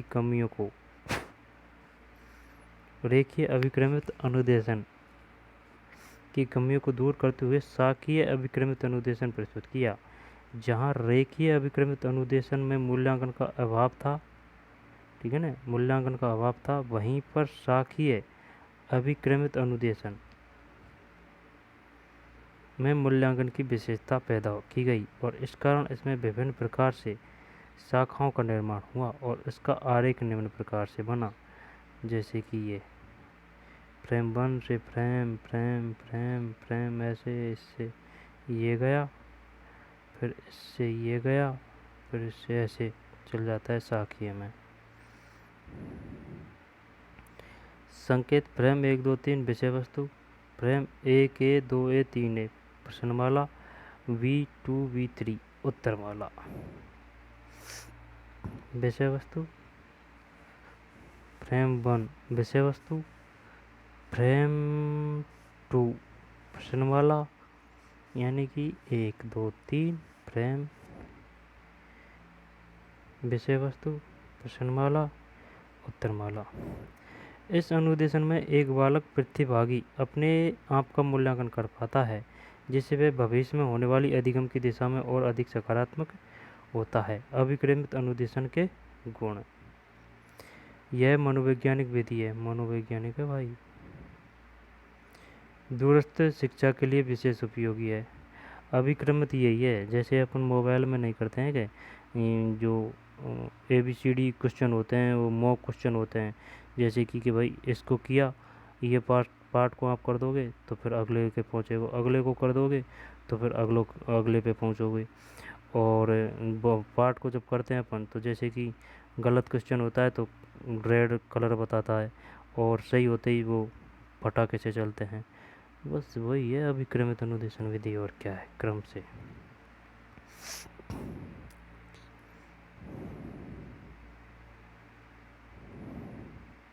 बालक के स्वाध्याय, स्वप्रेरणा एवं अनुदेशन को जन्म देती है। युवा में शिक्षा प्रसार में सहयोगी है। यह विधि एक बालक से हमेशा समाधान के गुण प्रदान करती है। दोष क्या है? समय अधिक खर्च होता है, परिणाम देरी से आते हैं, विद्यार्थी में आलस को जन्म देती है, कई बार अशुद्ध ज्ञान पैदा हो जाता है। सही बात है। सैनिक विधि पे आ जाइए अब। सैनिक विधि। द्वितीय विश्व युद्ध के समय जब अमेरिका में सैनिकों की कमी हो गई थी, उस समय अमेरिका सरकार ने कई सैनिकों को सेना में भर्ती कर लिया जो कि अनपढ़ थे। बाद में अमेरिका के सैनिक अधिकारियों ने पेज ब्लूमफील्ड आदि विद्वानों के विचारों के आधार पर एक विशेष प्रकार का प्रशिक्षण कार्यक्रम चलाया, जिसे ASTP army specialist training programme नाम दिया गया और 15-20 सैनिकों वाले छोटे छोटे ग्रुप बनाए गए और उन्हें मौखिक रूप से भाषा को पढ़ना सिखा दिया गया। ठीक है ना। ASTP army specialised training programme 15 से 20 सैनिकों वाले गुट वाले छोटे छोटे ग्रुप बनाए गए और उन्हें मौखिक रूप भाषा को पढ़ाना सिखा दिया गया। इस प्रकार से आज भी भाषा शिक्षण में दुनिया के किसी भी देश में जब मौखिक रूप से भाषा का ज्ञान दिया जाता है तो उसे सैनिक विधि, श्रवण भाष्य विधि ठीक है। सैनिक विधि, श्रवण भाष्य विधि, स्मरण भाष्य सैनिक विधि आदि नामों से जाना जाता है। वाचन विधि पे आ जाइए अब, छोड़िए सब रामायण को, अब आ जाइए वाचन विधि पे। ठीक है ना। वाचन विधि, बालक से वाचन से अभिप्राय अर्थ ग्रहण करते हुए पढ़ना होता है। जब एक व्यक्ति या विद्यार्थी किसी लिखित सामग्री को ध्यानपूर्वक पढ़ता है और पढ़ते हुए उसका अर्थ भी ग्रहण करता है तो वह वाचन कहलाता है। क्या कहलाता है? वाचन। कक्षा में एक शिक्षक पहले स्वयं का वाचन करता है, फिर उसके बाद बालक अपने स्तर पर वाचन करते हुए अर्थ ग्रहण का प्रयास करता है। ठीक है। डॉक्टर धरनाथ चतुर्वेदी के अनुसार, डॉक्टर धरनाथ चतुर्वेदी के अनुसार वाचन व्यक्ति का मित्र होता है। इससे वह लंबी यात्रा के समय अथवा बीमारी के समय जब अकेले में होता है तो अपना समय गुजारता है। वाचन, वाचन वाचन का अर्थ वाचन ही है। ठीक है ना। जैसे कि अपन कोई किताब पढ़ रहे हैं तो उसका अर्थ समझते हुए उसका वाचन कर रहे हैं तो वह वाचन है। वाचन में और भाषण में अलग है। ठीक है ना। वाचन, ध्यान रखना, वाचन अलग है और भाषण अलग है। वाचन के गुण, विषय वस्तु स्मरण करने में मदद करता है। बालक में स्वाध्याय के गुणों का विकास करता है। बालक में अभ्यास एवं अर्थग्रहण की क्षमताएं बढ़ती है। ठीक है, ये गुण हो गए। और दोष क्या है? दोष, समय अधिक खर्च होता है। पूर्व प्राथमिक कक्षाओं के लिए उपयोगी नहीं। समय अधिक खर्च होता है, पूर्व प्राथमिक कक्षाओं के लिए उपयोगी नहीं है भाई। एक बालक में सही प्रकार से वाचन की शुरुआत, एक बालक में सही प्रकार से वाचन की शुरुआत उच्च प्राथमिक कक्षाओं में होती है। विशेषकर मौन वाचन कक्षा 6 से शुरू होता है। और कुछ प्रतिभाशाली बालक कैसे होते हैं जिनसे उनकी शुरुआत कक्षा 3 से हो जाती है। दोबारा से पढ़ते हैं। एक बालक में सही प्रकार से वाचन की शुरुआत उच्च प्राथमिक कक्षा में होती है। विशेषकर मौन वाचन कक्षा 6 से शुरू होता है। और कुछ प्रतिभाशाली बालक ऐसे होते हैं जिनमें इनकी शुरुआत कक्षा 3 से हो जाती है। पर्यवेक्षित विधि पर्यवेक्षित विधि, जनक है जॉन डेजी मोरवेल। जॉन डेजी मोरवेल। पर्यवेक्षित विधि, जॉन डेजी मोरवेल। जब एक शिक्षक सभी बालकों के स्वाध्याय के लिए बल देता है और सभी बालक विषय वस्तु को स्मरण करते हैं तो यह पर्यवेक्षित विधि होती है। वाइनिंग के अनुसार, मेज दरवाजे के चारों ओर बैठे विद्यार्थी व्यक्ति जब शिक्षक के नियंत्रण में वातावरण में स्वाध्याय करते हैं तो यह पर्यवेक्षित विधि होती है। पर्यवेक्षण शिक्षण मॉडल, यह है भाई शिक्षण पर्यवेक्षक मंदबुद्धि पर्यवेक्षण, ये मॉडल बना रखा है ना। द्वितीय पंक्ति अंतिम पंक्ति, तो मंदबुद्धि प्रथम में, सामान्य में और प्रखर। पर्यवेक्षित शिक्षक मॉडल, इस प्रकार से इस विधि के द्वारा एक शिक्षक बालकों को विषय वस्तु का आवश्यक स्वाध्याय करवाते हुए बालकों स्मरण याद करने में मदद करता है। गुण, मनोवैज्ञानिक विधि है। ठीक है, स्वाध्याय के गुणों का विकास करती है। विषय वस्तु स्मरण याद करने में मदद करती है। बालकों में अनुशासन और नियंत्रण बनाए रखती है। दोष, समय अधिक खर्च होता है। प्रतिभाशाली बालकों में नीरसता पैदा होती है। कई बार शिक्षक निष्क्रिय हो जाते हैं। ठीक है, दोष पढ़ लिए। साहचर्य विधि यानी कि खेल विधि, सबसे पहले इंग्लैंड के गणित शिक्षक कुक, कुक का मतलब खेल, ठीक है ना। साहचर्य विधि या फिर खेल विधि किसने दी? Henry Caldwell cook. सबसे पहले इंग्लैंड के गणित शिक्षक हेनरी कॉल्डवेल कुक ने कहा था कि खेल एक मात्र ऐसा कार्य है जिसे बालक पूरे मन से करता है, और उन्होंने ही सबसे पहले खेल खेल में बालकों को गणित सिखाना शुरू किया था। इसलिए इन्हें खेल विधि का वास्तविक जनक माना जाता है। कौन को? कुक जी को। खेल विधि वर्तमान समय में कई प्रकार की प्रचलित है, जिसमें से प्रमुख निम्न है। Kindergarten, kindergarten, kindergarten. प्रतिपादक कौन है? फ्रोबेल। और खेल विधि के कुक के। Kindergarten Froebel. फ्रोबेल के द्वारा दी गई इस विधि में सबसे पहले माना गया कि एक बालक जितना स्वतंत्र होकर सीखता है उतना ही शीघ्रता से और अधिक सीखता है। इस विधि में शिक्षक को मालिकी एवं बालकों को बैठते हुए पौधे व खिलते हुए पौधों की संज्ञा दी है, तथा कहा कि जिस प्रकार से एक माली बगीचों में पौधे व फूलों के लिए परिवेश को विशेष महत्व देता है, उसी प्रकार से शिक्षक को भी बालकों के चौमुखी विकास का ध्यान रखना चाहिए।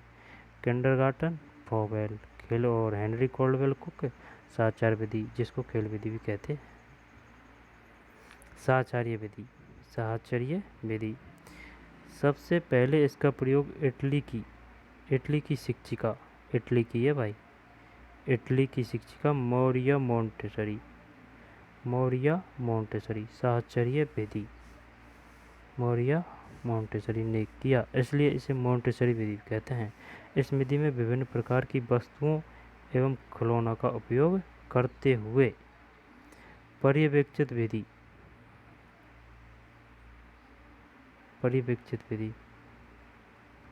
किधर गया वो? विभिन्न प्रकार की वस्तुओं एवं खिलौनों का उपयोग करते हुए शिक्षा दी जाती है, वही है साहचर्य विधि। ठीक है। पर्यवेक्षित विधि, पर्यवेक्षित विधि जॉन डेजी मॉरवेल। जब एक शिक्षक सभी बालकों को स्वाध्याय के लिए, ये तो पढ़ लिया यार अपन ने यार, दोबारा से आ गया यार ये, ठीक है ना, ये पढ़ लिया साहचर्य विधि, खेल विधि। साहचर्य विधि सबसे पहले इसका प्रयोग इटली शिक्षा में, ये पढ़ लिया अपन है ना, उपयोग करते हुए आगे पाइए। हाँ, इस पे थे अपन। साहचर्य विधि वस्तुओं एवं खिलौनों का उपयोग करते हुए बालकों को खेल खेल में सिखवाया जाता है।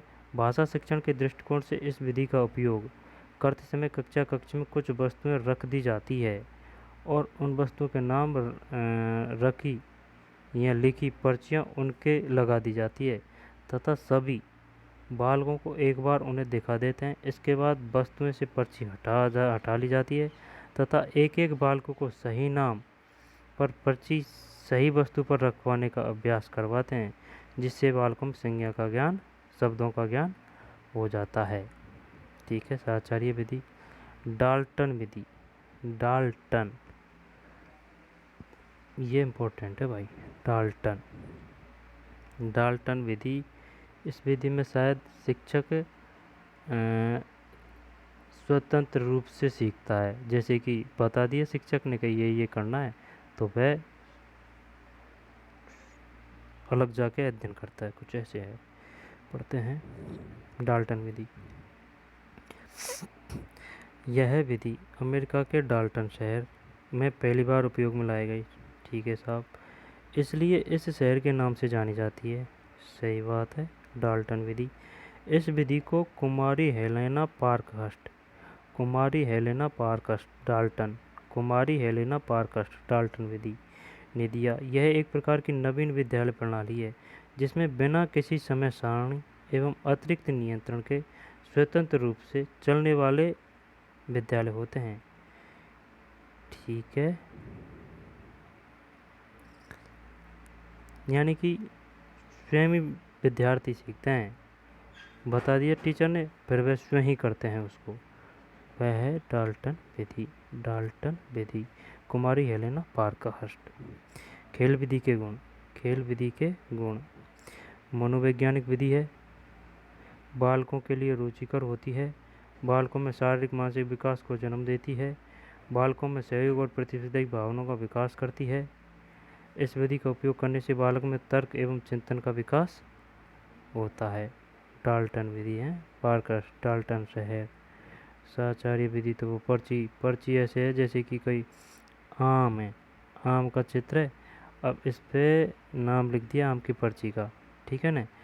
और ये स्टूडेंट है, स्टूडेंट को बोला कि भाई जाओ और इन हटा दी इनको, और फिर इनको पहले बता देते हैं कि भाई इसका नाम ये है, इसका नाम ये है, इसका ये है, इसका ये है, इसका ये है। फिर उनको मिला के फिर कहते हैं अब इनको आप व्यवस्थित रूप से सेट करें। खेल विधि के दोष। सामान्य विद्यालय वातावरण अधिक उपयोगी नहीं, ठीक है। बालकों में शीघ्रता से थकान आ जाती है, कई कई प्रकार दुर्घटना होने का भय रहता है, संसाधनों का अभाव पाया जाता है, सही बात है। इस विधि का उपयोग करने से लेखन कौशल का विकास नहीं हो पाता है, लेखन विकास नहीं हो पाता है। प्रत्यक्ष विधि, नाम से ही पता चल रहा है प्रत्यक्ष विधि। 1901 ईस्वी में फ्रांस के द्वारा विकसित की गई इस विधि में जब एक बालक को किसी अन्य भाषा के शब्दों का ज्ञान करवाया जाता है तो उस समय उस शब्द का मातृभाषा में अर्थ बताने के स्थान पर उसके सामने संबंधित वस्तु को भी प्रत्यक्ष रूप से रख दिया जाता है। जैसे कि यदि एक बालक को फैन शब्द का अर्थ बताना है तो उसके सामने प्रत्यक्ष रूप से पंखा रख दिया जाता है। भारत देश में इस विधि का प्रयोग सबसे पहले मद्रास में प्रोफेसर गेट्स के द्वारा 20वीं सदी के आरंभ में किया गया। मद्रास में प्रोफेसर गेट्स के द्वारा 20वीं सदी में प्रारंभ किया गया। मनोवैज्ञानिक विधि है, बालकों को प्रत्यक्ष व स्थानीय अनुभव प्रदान करती है, ठीक है। कौन सी? प्रत्यक्ष विधि। दोष, केवल संज्ञा शब्दों का ही ज्ञान दिया जा सकता है। एक बालक को बिना किसी, अब क्वेश्चन आ गए, एक बालक को बिना किसी लिखित संसाधन के भाषा पढ़ाना सिखाने के लिए जो विधि उपयोगी हो सकती है वह है। एक बालक को बिना किसी लिखित संसाधन के भाषा पढ़ाना सिखाने के लिए जो विधि उपयोगी हो सकती है वह है श्रुत लेखन, पर्यवेक्षित, अभिक्रमित, स्मरण भाष्य विधि, ठीक। भाषा शिक्षण में जब एक शिक्षक किसी बालक को अन्य भाषा सिखाते समय जब वस्तु का सहयोग लेता है तो इसे प्रथम भाषा निर्देशित होती है, यह विधि होगी। भाषा शिक्षण में जब एक शिक्षक किसी बालक को अन्य भाषा सिखाते समय वस्तु का सहयोग लेता है, क्योंकि इसमें प्रथम भाषा निर्देशित होती है, यह विधि होती है प्रत्यक्ष विधि। प्रत्यक्ष विधि, ठीक है, प्रत्यक्ष विधि। अभिक्रमित अनुदेशन में नहीं पाया जाता प्राथमिक चर का उपागम, जबकि विषय वस्तु उपागम, आश्रित चर उपागम, मूल्यांकन उपागम, ये भाग है भाई साहब अभिक्रमित अनुदेशन के। विषय वस्तु उपागम, आश्रित चर उपागम और मूल्यांकन उपागम। एक शिक्षक शिक्षण कार्य करते समय जब किसी ऐसे पाठ को पढ़ता है जिसमें पद्यात्मक शैली के द्वारा रचित रचना होती है तो निश्चित उपागम होगा। उपसंहार ध्वन्यात्मक विधि, ठीक है। जब एक शिक्षक के द्वारा किसी पाठ को स्मरण करवाने का प्रयास किया जाता है तो निश्चित रूप से उपयोग उपागम है। वाचन, शिक्षण के दौरान जब बालक को यह समझाने का प्रयास किया जाता है कि सीखना केवल नौकरी की दिशा में अग्रसर होना ही नहीं है तो वह किस उपागम का अनुसरण है? समवाय उपागम। समवाय नहीं है, समवाय उपागम। तो वह किस प्रकार का उपागम अनुसरण है? समवाय, ठीक है। शिक्षण सहायक सामग्री, अब आ जाइए शिक्षण सहायक सामग्रियों पे। शिक्षण सहायक सामग्री, जब एक शिक्षक शिक्षण कार्य करते समय अपने बालकों के अधिगम को अधिकतम मात्रा तक करवाने, सरलतम प्रकार से अधिगम करवाने एवं स्थायी अधिगम करवाने के लिए जिन संसाधनों का उपयोग करता है उन्हें शिक्षण सहायक सामग्री कहते हैं। प्रसिद्ध शिक्षा शास्त्री अहंत सिंह वाघेला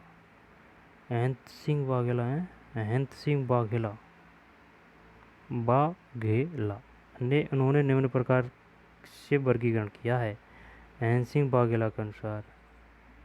ठीक है भाई, याद कर लेते हैं। अहंत सिंह वाघेला के अनुसार निर्माण के आधार पर है और प्रकृति के आधार पर है। तो निर्माण के आधार पर क्या है? मृदुल उपागम और कठोर उपागम। प्रकृति के आधार पर क्या है? दृश्य, श्रव्य, दृश्य श्रव्य, एकल माध्यम, द्विमाध्यम और बहुमाध्यम। तो निर्माण के आधार पर मृदुल और कठोर, प्रकृति के आधार पर दृश्य श्रव्य और दृश्य श्रव्य, एकल माध्यम, द्विमाध्यम और बहुमाध्यम। ठीक है। अहंत सिंह वाघेला। निम्न में से कौन एक कठोर उपागम का उदाहरण है? कठोर स्लाइड है भाई। नहीं, इनमें से कौन सा एक कठोर उपागम का उदाहरण है? निम्न में से कौन एक कठोर उपागम का उदाहरण नहीं आएगा? इसमें नहीं है, ये तो मृदुल उदाहरण का है स्लाइड। एक तकनीक से संबंधित शब्दावली का अंश, इसलिए सदैव कठोर उपागम की श्रेणी में रहेगा। अच्छा, एक तकनीकी से संबंधित शब्दावली का अंश, इसलिए सदैव कठोर उपागम की श्रेणी में रहेगा। स्लाइड है, एक तकनीकी से संबंधित शब्दावली का अंश, इसलिए सदैव कठोर उपागम की श्रेणी में रहेगा। तो यहाँ स्लाइड का मतलब ये है, जैसे कि अपन ने कोई स्लाइड बना ली तो वही आएगी कठोर में। स्लाइड वो वाली नहीं है, कंप्यूटर वाली। ठीक है, कठोर उपागम है भाई साहब। ग्राफ है, ग्लोब है, ब्लैक बोर्ड है, स्लाइड है। और ये जो शिक्षण विधि है और ये है, इनको अपन बुक से और देख लेंगे एक बार में, जो अपना चैप्टर एकदम क्लियर हो जाएगा।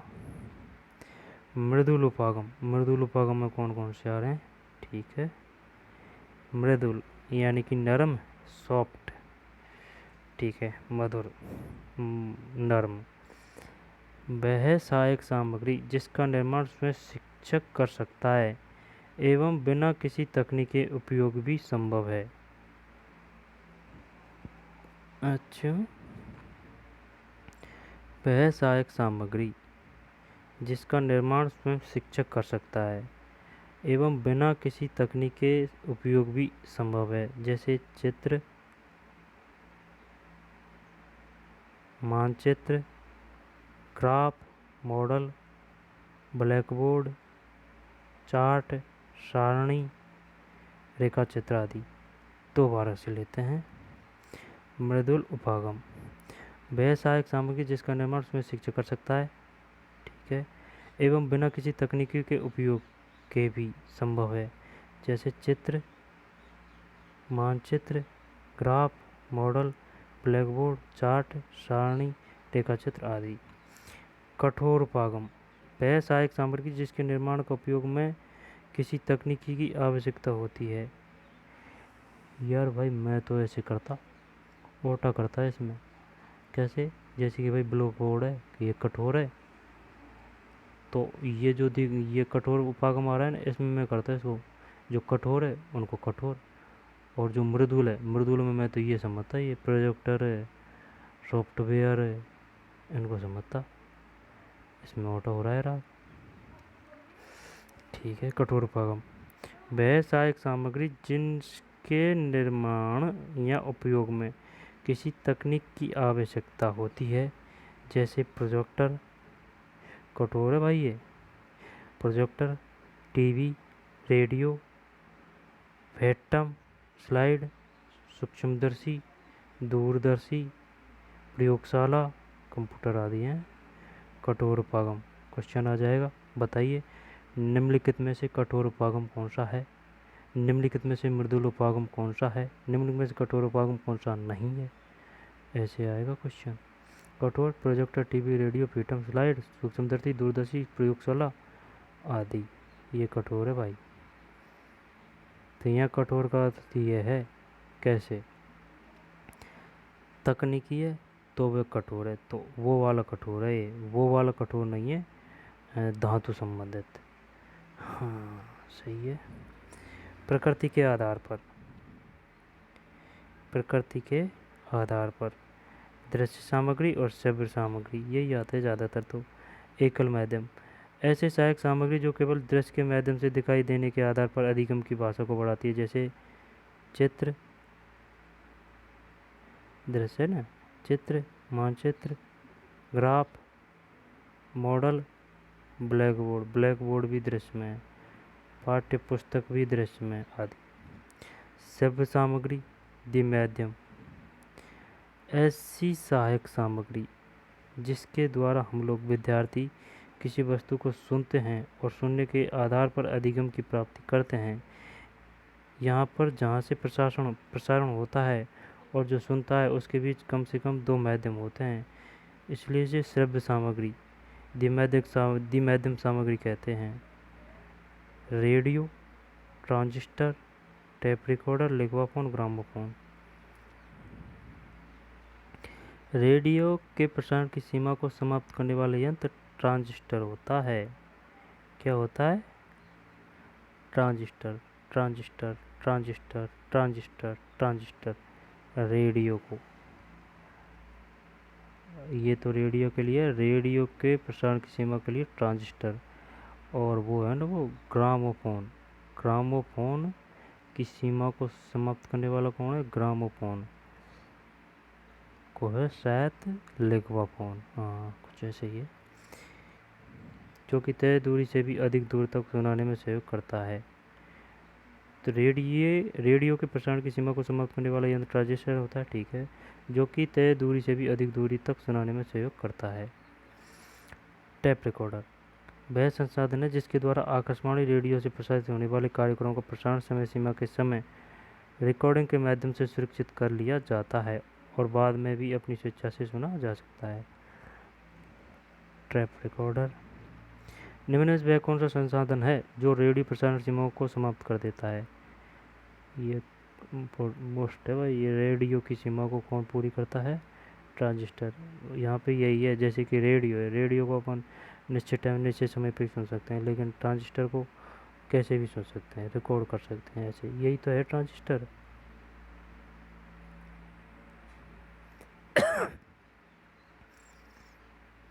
चलते हैं आगे।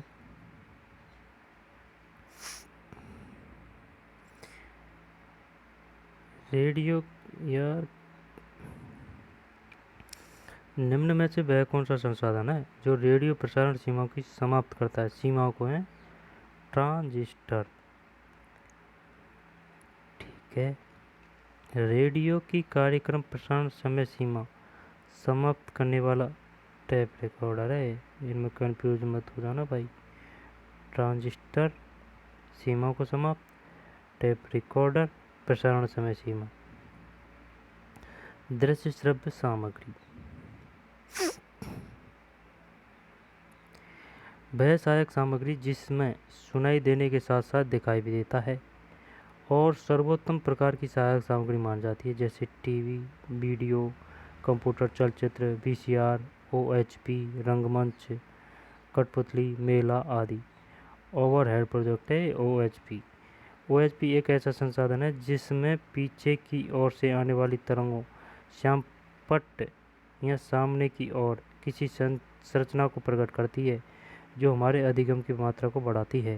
वर्तमान समय में विभिन्न प्रकार के शैक्षिक कार्यक्रमों में जानकारी को स्पष्ट करने के लिए इसका प्रचलन बढ़ता जा रहा है। भाषा कौशल, भाषा कौशल। नोट्स तो बढ़िया है, लेकिन इनमें स्पष्ट में नहीं लिख रखा है, स्पष्ट में। जैसे कि ये मामला है तो इसका चल, चाहे वो थोड़ा बहुत 2-4 लाइन और अधिक होती, लेकिन उसका एकदम कतई क्लियर कर देता स्पष्ट शब्दों में। ये कमी है इनकी। चल पढ़ लेते हैं। भाषा कौशल LSRW। तो इसमें तो चक्कर भी पड़ सकता है, लेकिन मैं बताऊं सीधा सट्ट जुगाड़ करने का। LSRW में तो अपने कि भाई सुनना है, तो सुनना को अपन इंग्लिश में बुलाएंगे लिसनिंग, तब आएगा L। और बोलना, बोलना को इंग्लिश में क्या बोलते हैं? सिंगिंग। सिंगिंग ही है ना बोलना। स्पीकिंग, स्पीकिंग तो बोलना। और पढ़ना, पढ़ना को राइटिंग, नहीं नहीं रीडिंग। और लिखना को राइटिंग। तो ऐसे इसमें कन्फ्यूजन का ही चक्कर है। सीधा सट्ट जुगाड़ है।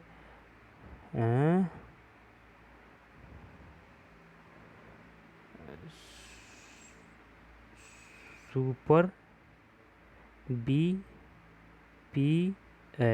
ठीक है ना? सुपर BPL से याद कर लो, सुपर BPL। तो डायरेक्ट हिंदी से ही सुपर BPL। तो S से सुनना, B से बोलना, P से पढ़ना, L से लिखना। कोई टंटा ही नहीं है, इंग्लिश में इंग्लिश बनाने का कोई रंबाद ही नहीं है, ठीक है ना? इन पे तो फिर इंग्लिश बनाएंगे और वो करेंगे वो करेंगे। सुपर BPL कोई दिक्कत नहीं। सुपर BPL S से सुनना, S से सुनना, B से बोलना, P से पढ़ना और L से लिखना, ठीक है? सुनना श्रवण, बोलना उच्चारण, पढ़ना वाचन, पढ़ना वाचन।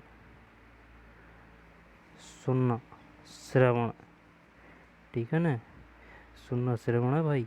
हाँ, यही कंफ्यूज करते हैं। श्रवण, सुनना श्रवण, बोलना उच्चारण और पढ़ना, पढ़ना पढ़ना पढ़ना पढ़ना वाचन, लेखन लिखना कोई दिक्कत नहीं है। एक प्रकार, एक बालक में जिस भाषा का विकास होता है वह इस प्रकार से श्रेष्ठ होगा या अच्छा होगा, उसके लिए एक निश्चित क्रम माना गया है। LSRW।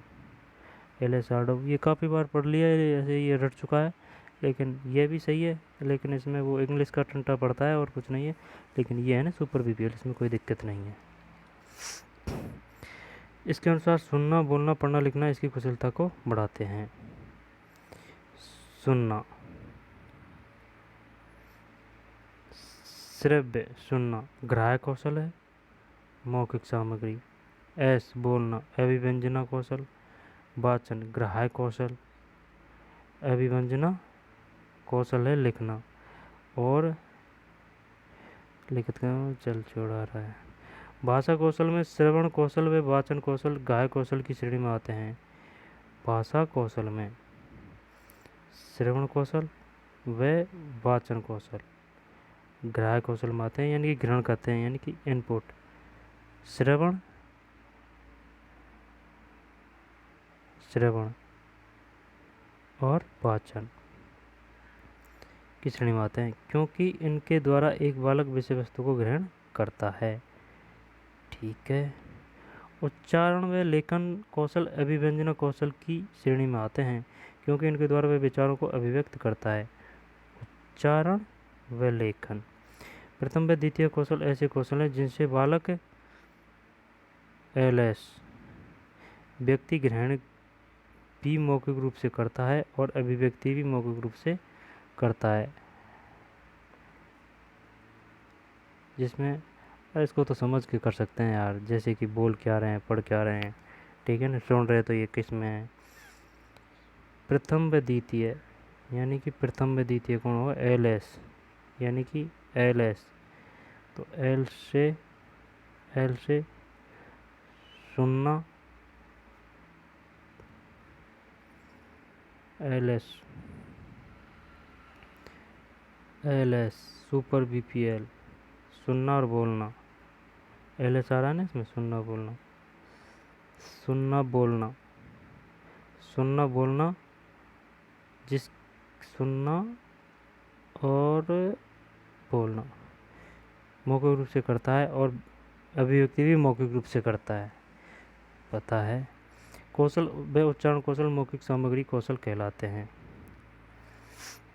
तृतीय व चतुर्थ कौशल में बालक व्यक्ति लिखित सामग्री को ही वाचन के द्वारा ग्रहण करता है तथा ग्रहण की गई सामग्री को लेखन के द्वारा ही अभिव्यक्त करता है, इसलिए वाचन व लेखन लिखित सामग्री कौशल कहलाते हैं। निम्न में से कौन सा एक अन्य से भिन्न है? श्रवण, उच्चारण, उच्चारण, वाचन। श्रवण, श्रवण यानी सुनना, सुनकर उच्चारण, उच्चारण यानी कि वाचन, वाचन लेखन।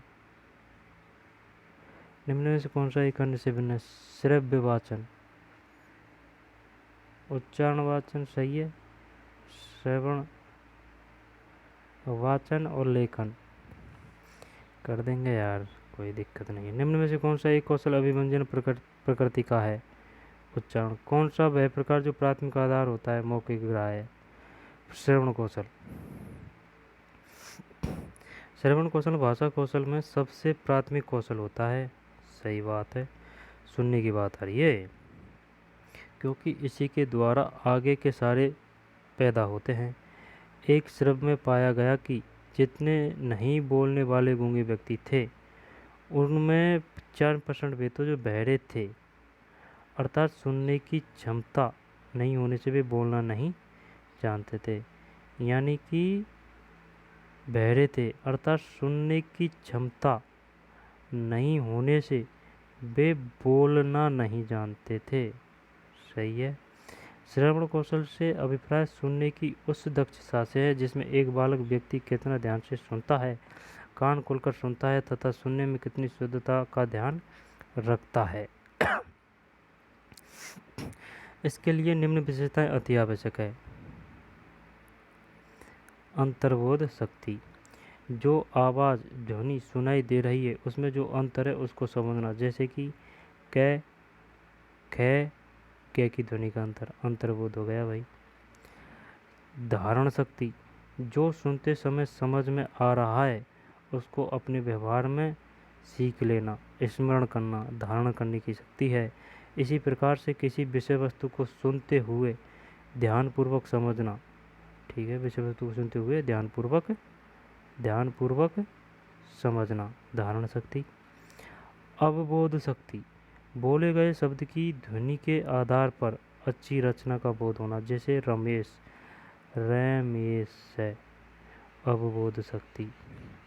उपयुक्त प्रकार से जब व्यक्ति ध्यान से सुनता है, समझता है, अर्थ ग्रहण करता है तो यही श्रवण संबंधित कुशलता है। ये गजब दे रखा है भाई साहब इसमें। बोलना यानी कि उच्चारण, ठीक है ना। एक बालक व्यक्ति जैसा सुनता है वैसा ही बोलता है, अर्थात उच्चारण कौशल श्रवण कौशल पर आधारित है, ठीक है। उच्चारण करते, अब भाई ये अपनी खोपड़ी है और ये कान है, ठीक है ना। अब जैसा अपन कानों से सुनेंगे, ठीक है ना, जैसा इन कानों से सुनेंगे, है ना, तो ऐसा ही तो अपन बोलेंगे, ठीक है ना। हाँ,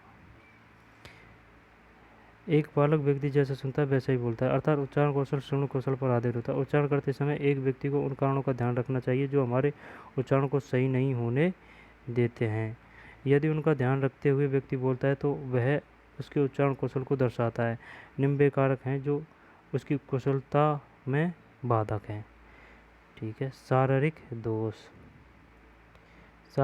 दोष, जब एक व्यक्ति में हकलाना, तुतलाना जैसे शारीरिक दोष होते हैं तो वह निम्न प्रकार से उच्चारण दोष युक्त करते हैं। हकलाने वाला पवन को पवन, तुतलाने वाला टमाटर को टमातल, ठीक है।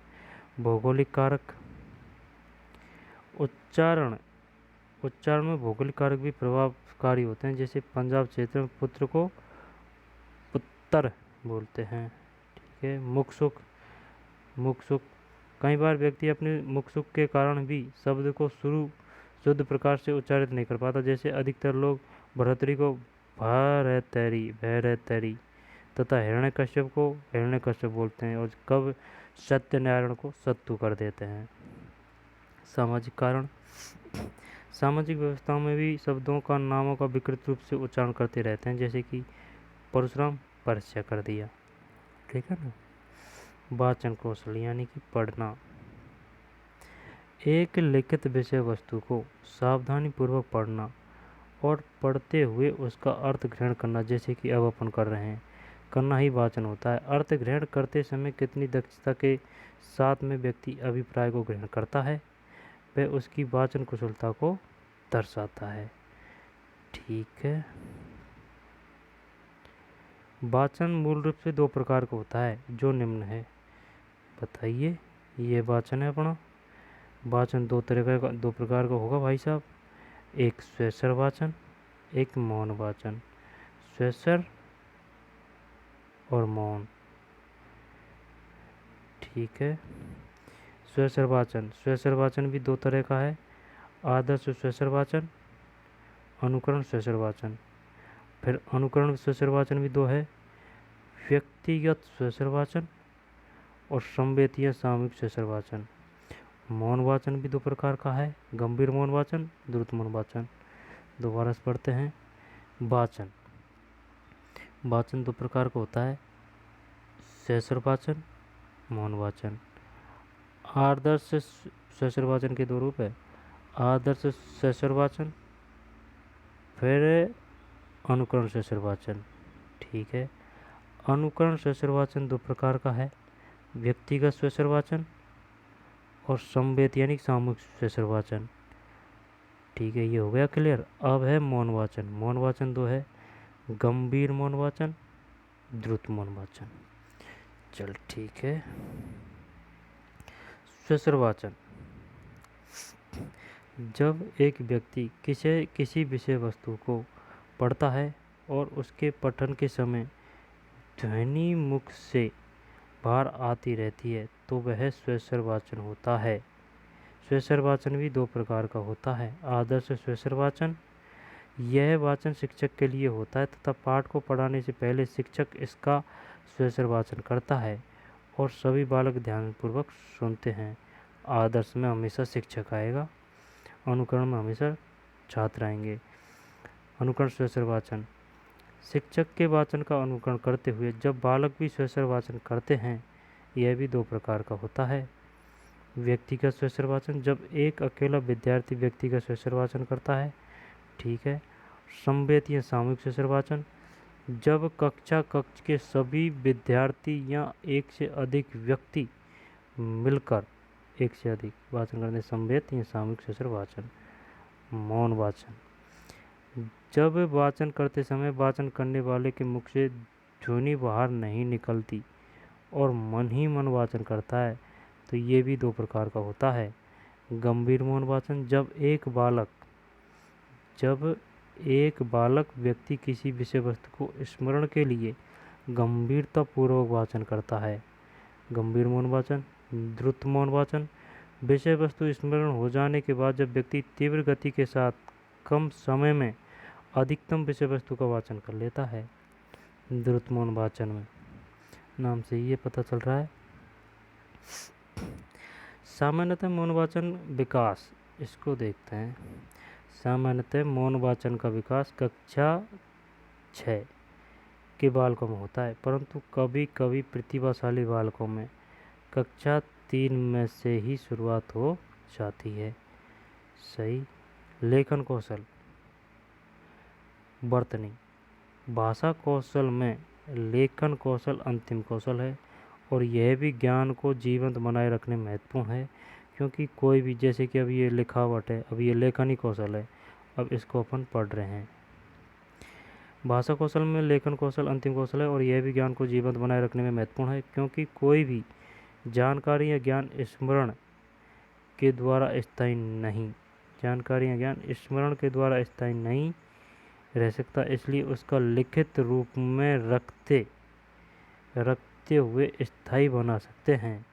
लिखना अपने आप में महत्वपूर्ण कौशल होता है जो हमारे व्यक्तित्व को प्रकट करता है, इसलिए शब्दों की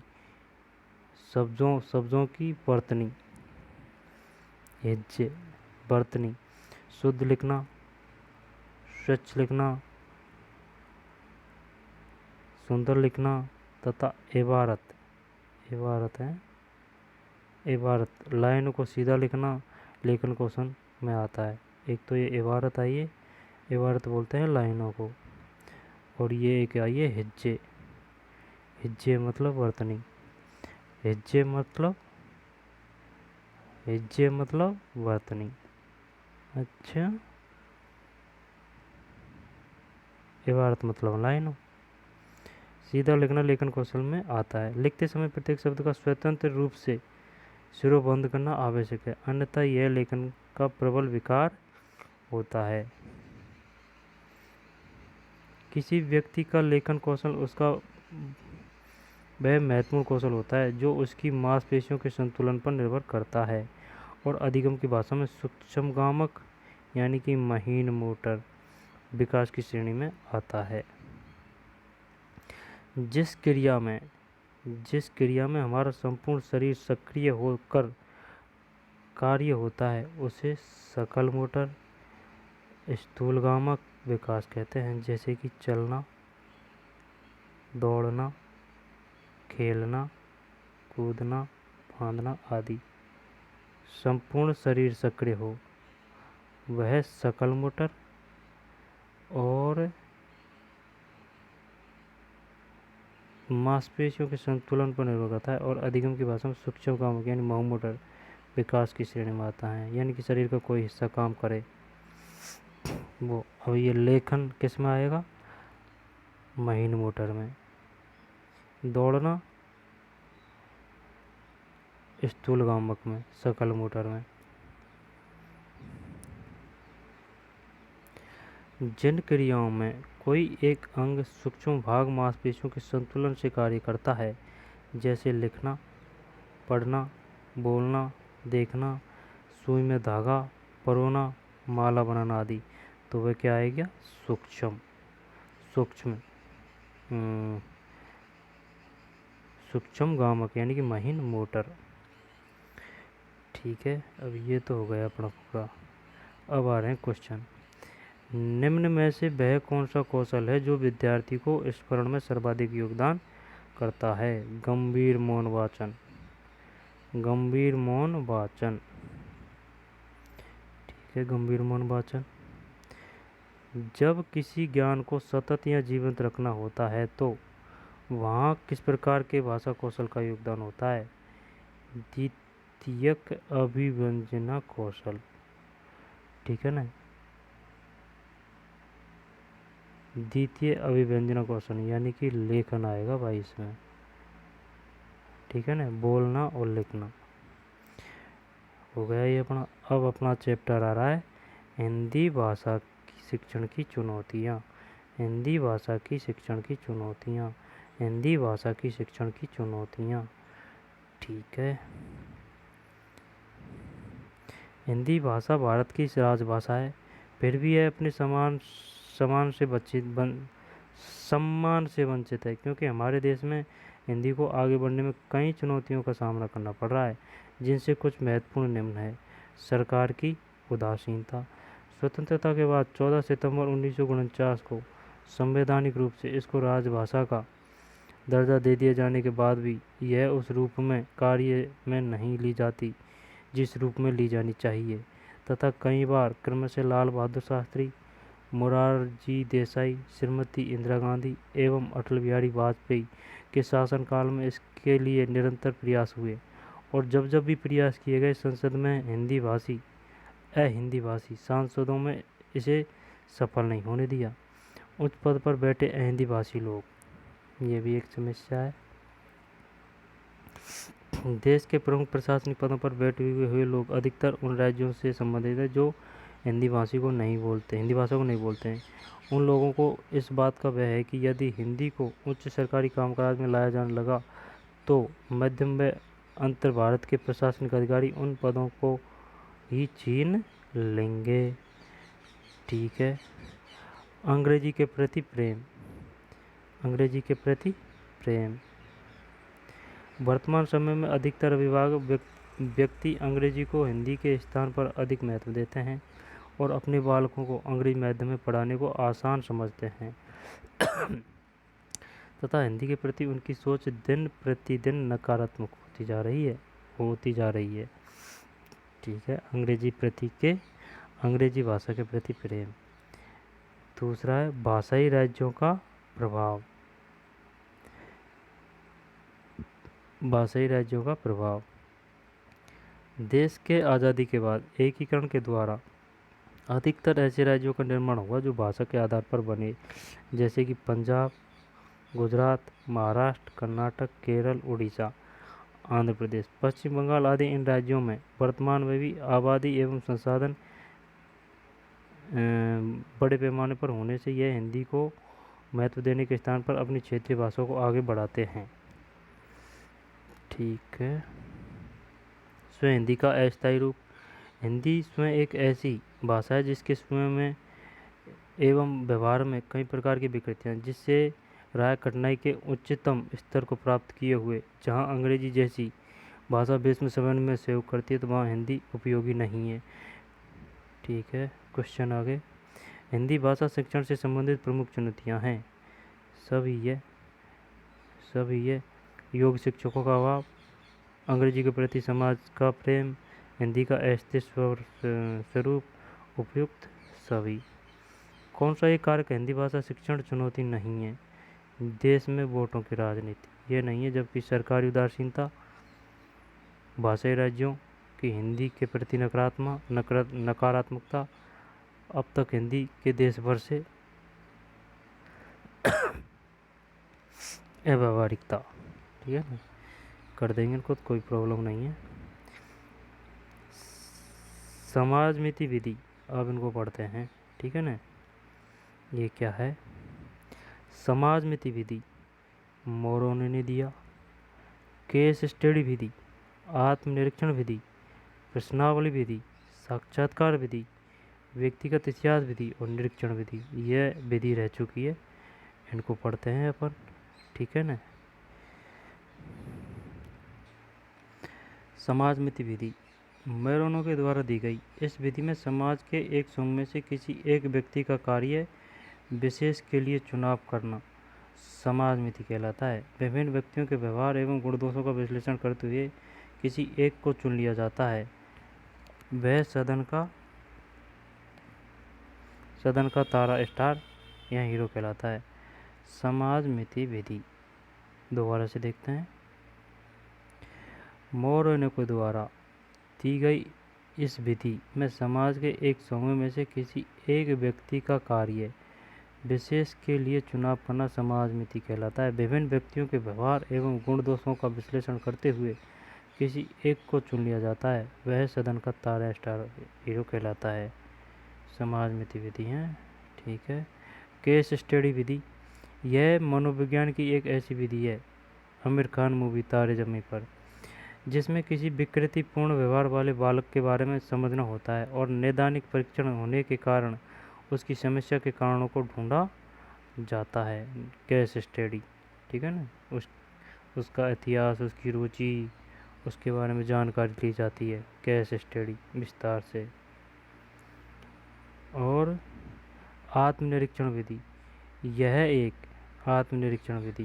यह एक संरचनावादियों में टीचनर आत्मनिरीक्षण विधि। टीचनर का विचार था कि जब एक व्यक्ति स्वयं का आत्मनिरीक्षण नहीं कर लेता तब तो वह दूसरों को भी नहीं समझ सकता, इसलिए मनोविज्ञान में आत्मनिरीक्षण अवसर प्रदान करता है। आत्मनिरीक्षण विधि टीचनर का विचार था। ठीक है। प्रश्नावली विधि, जनक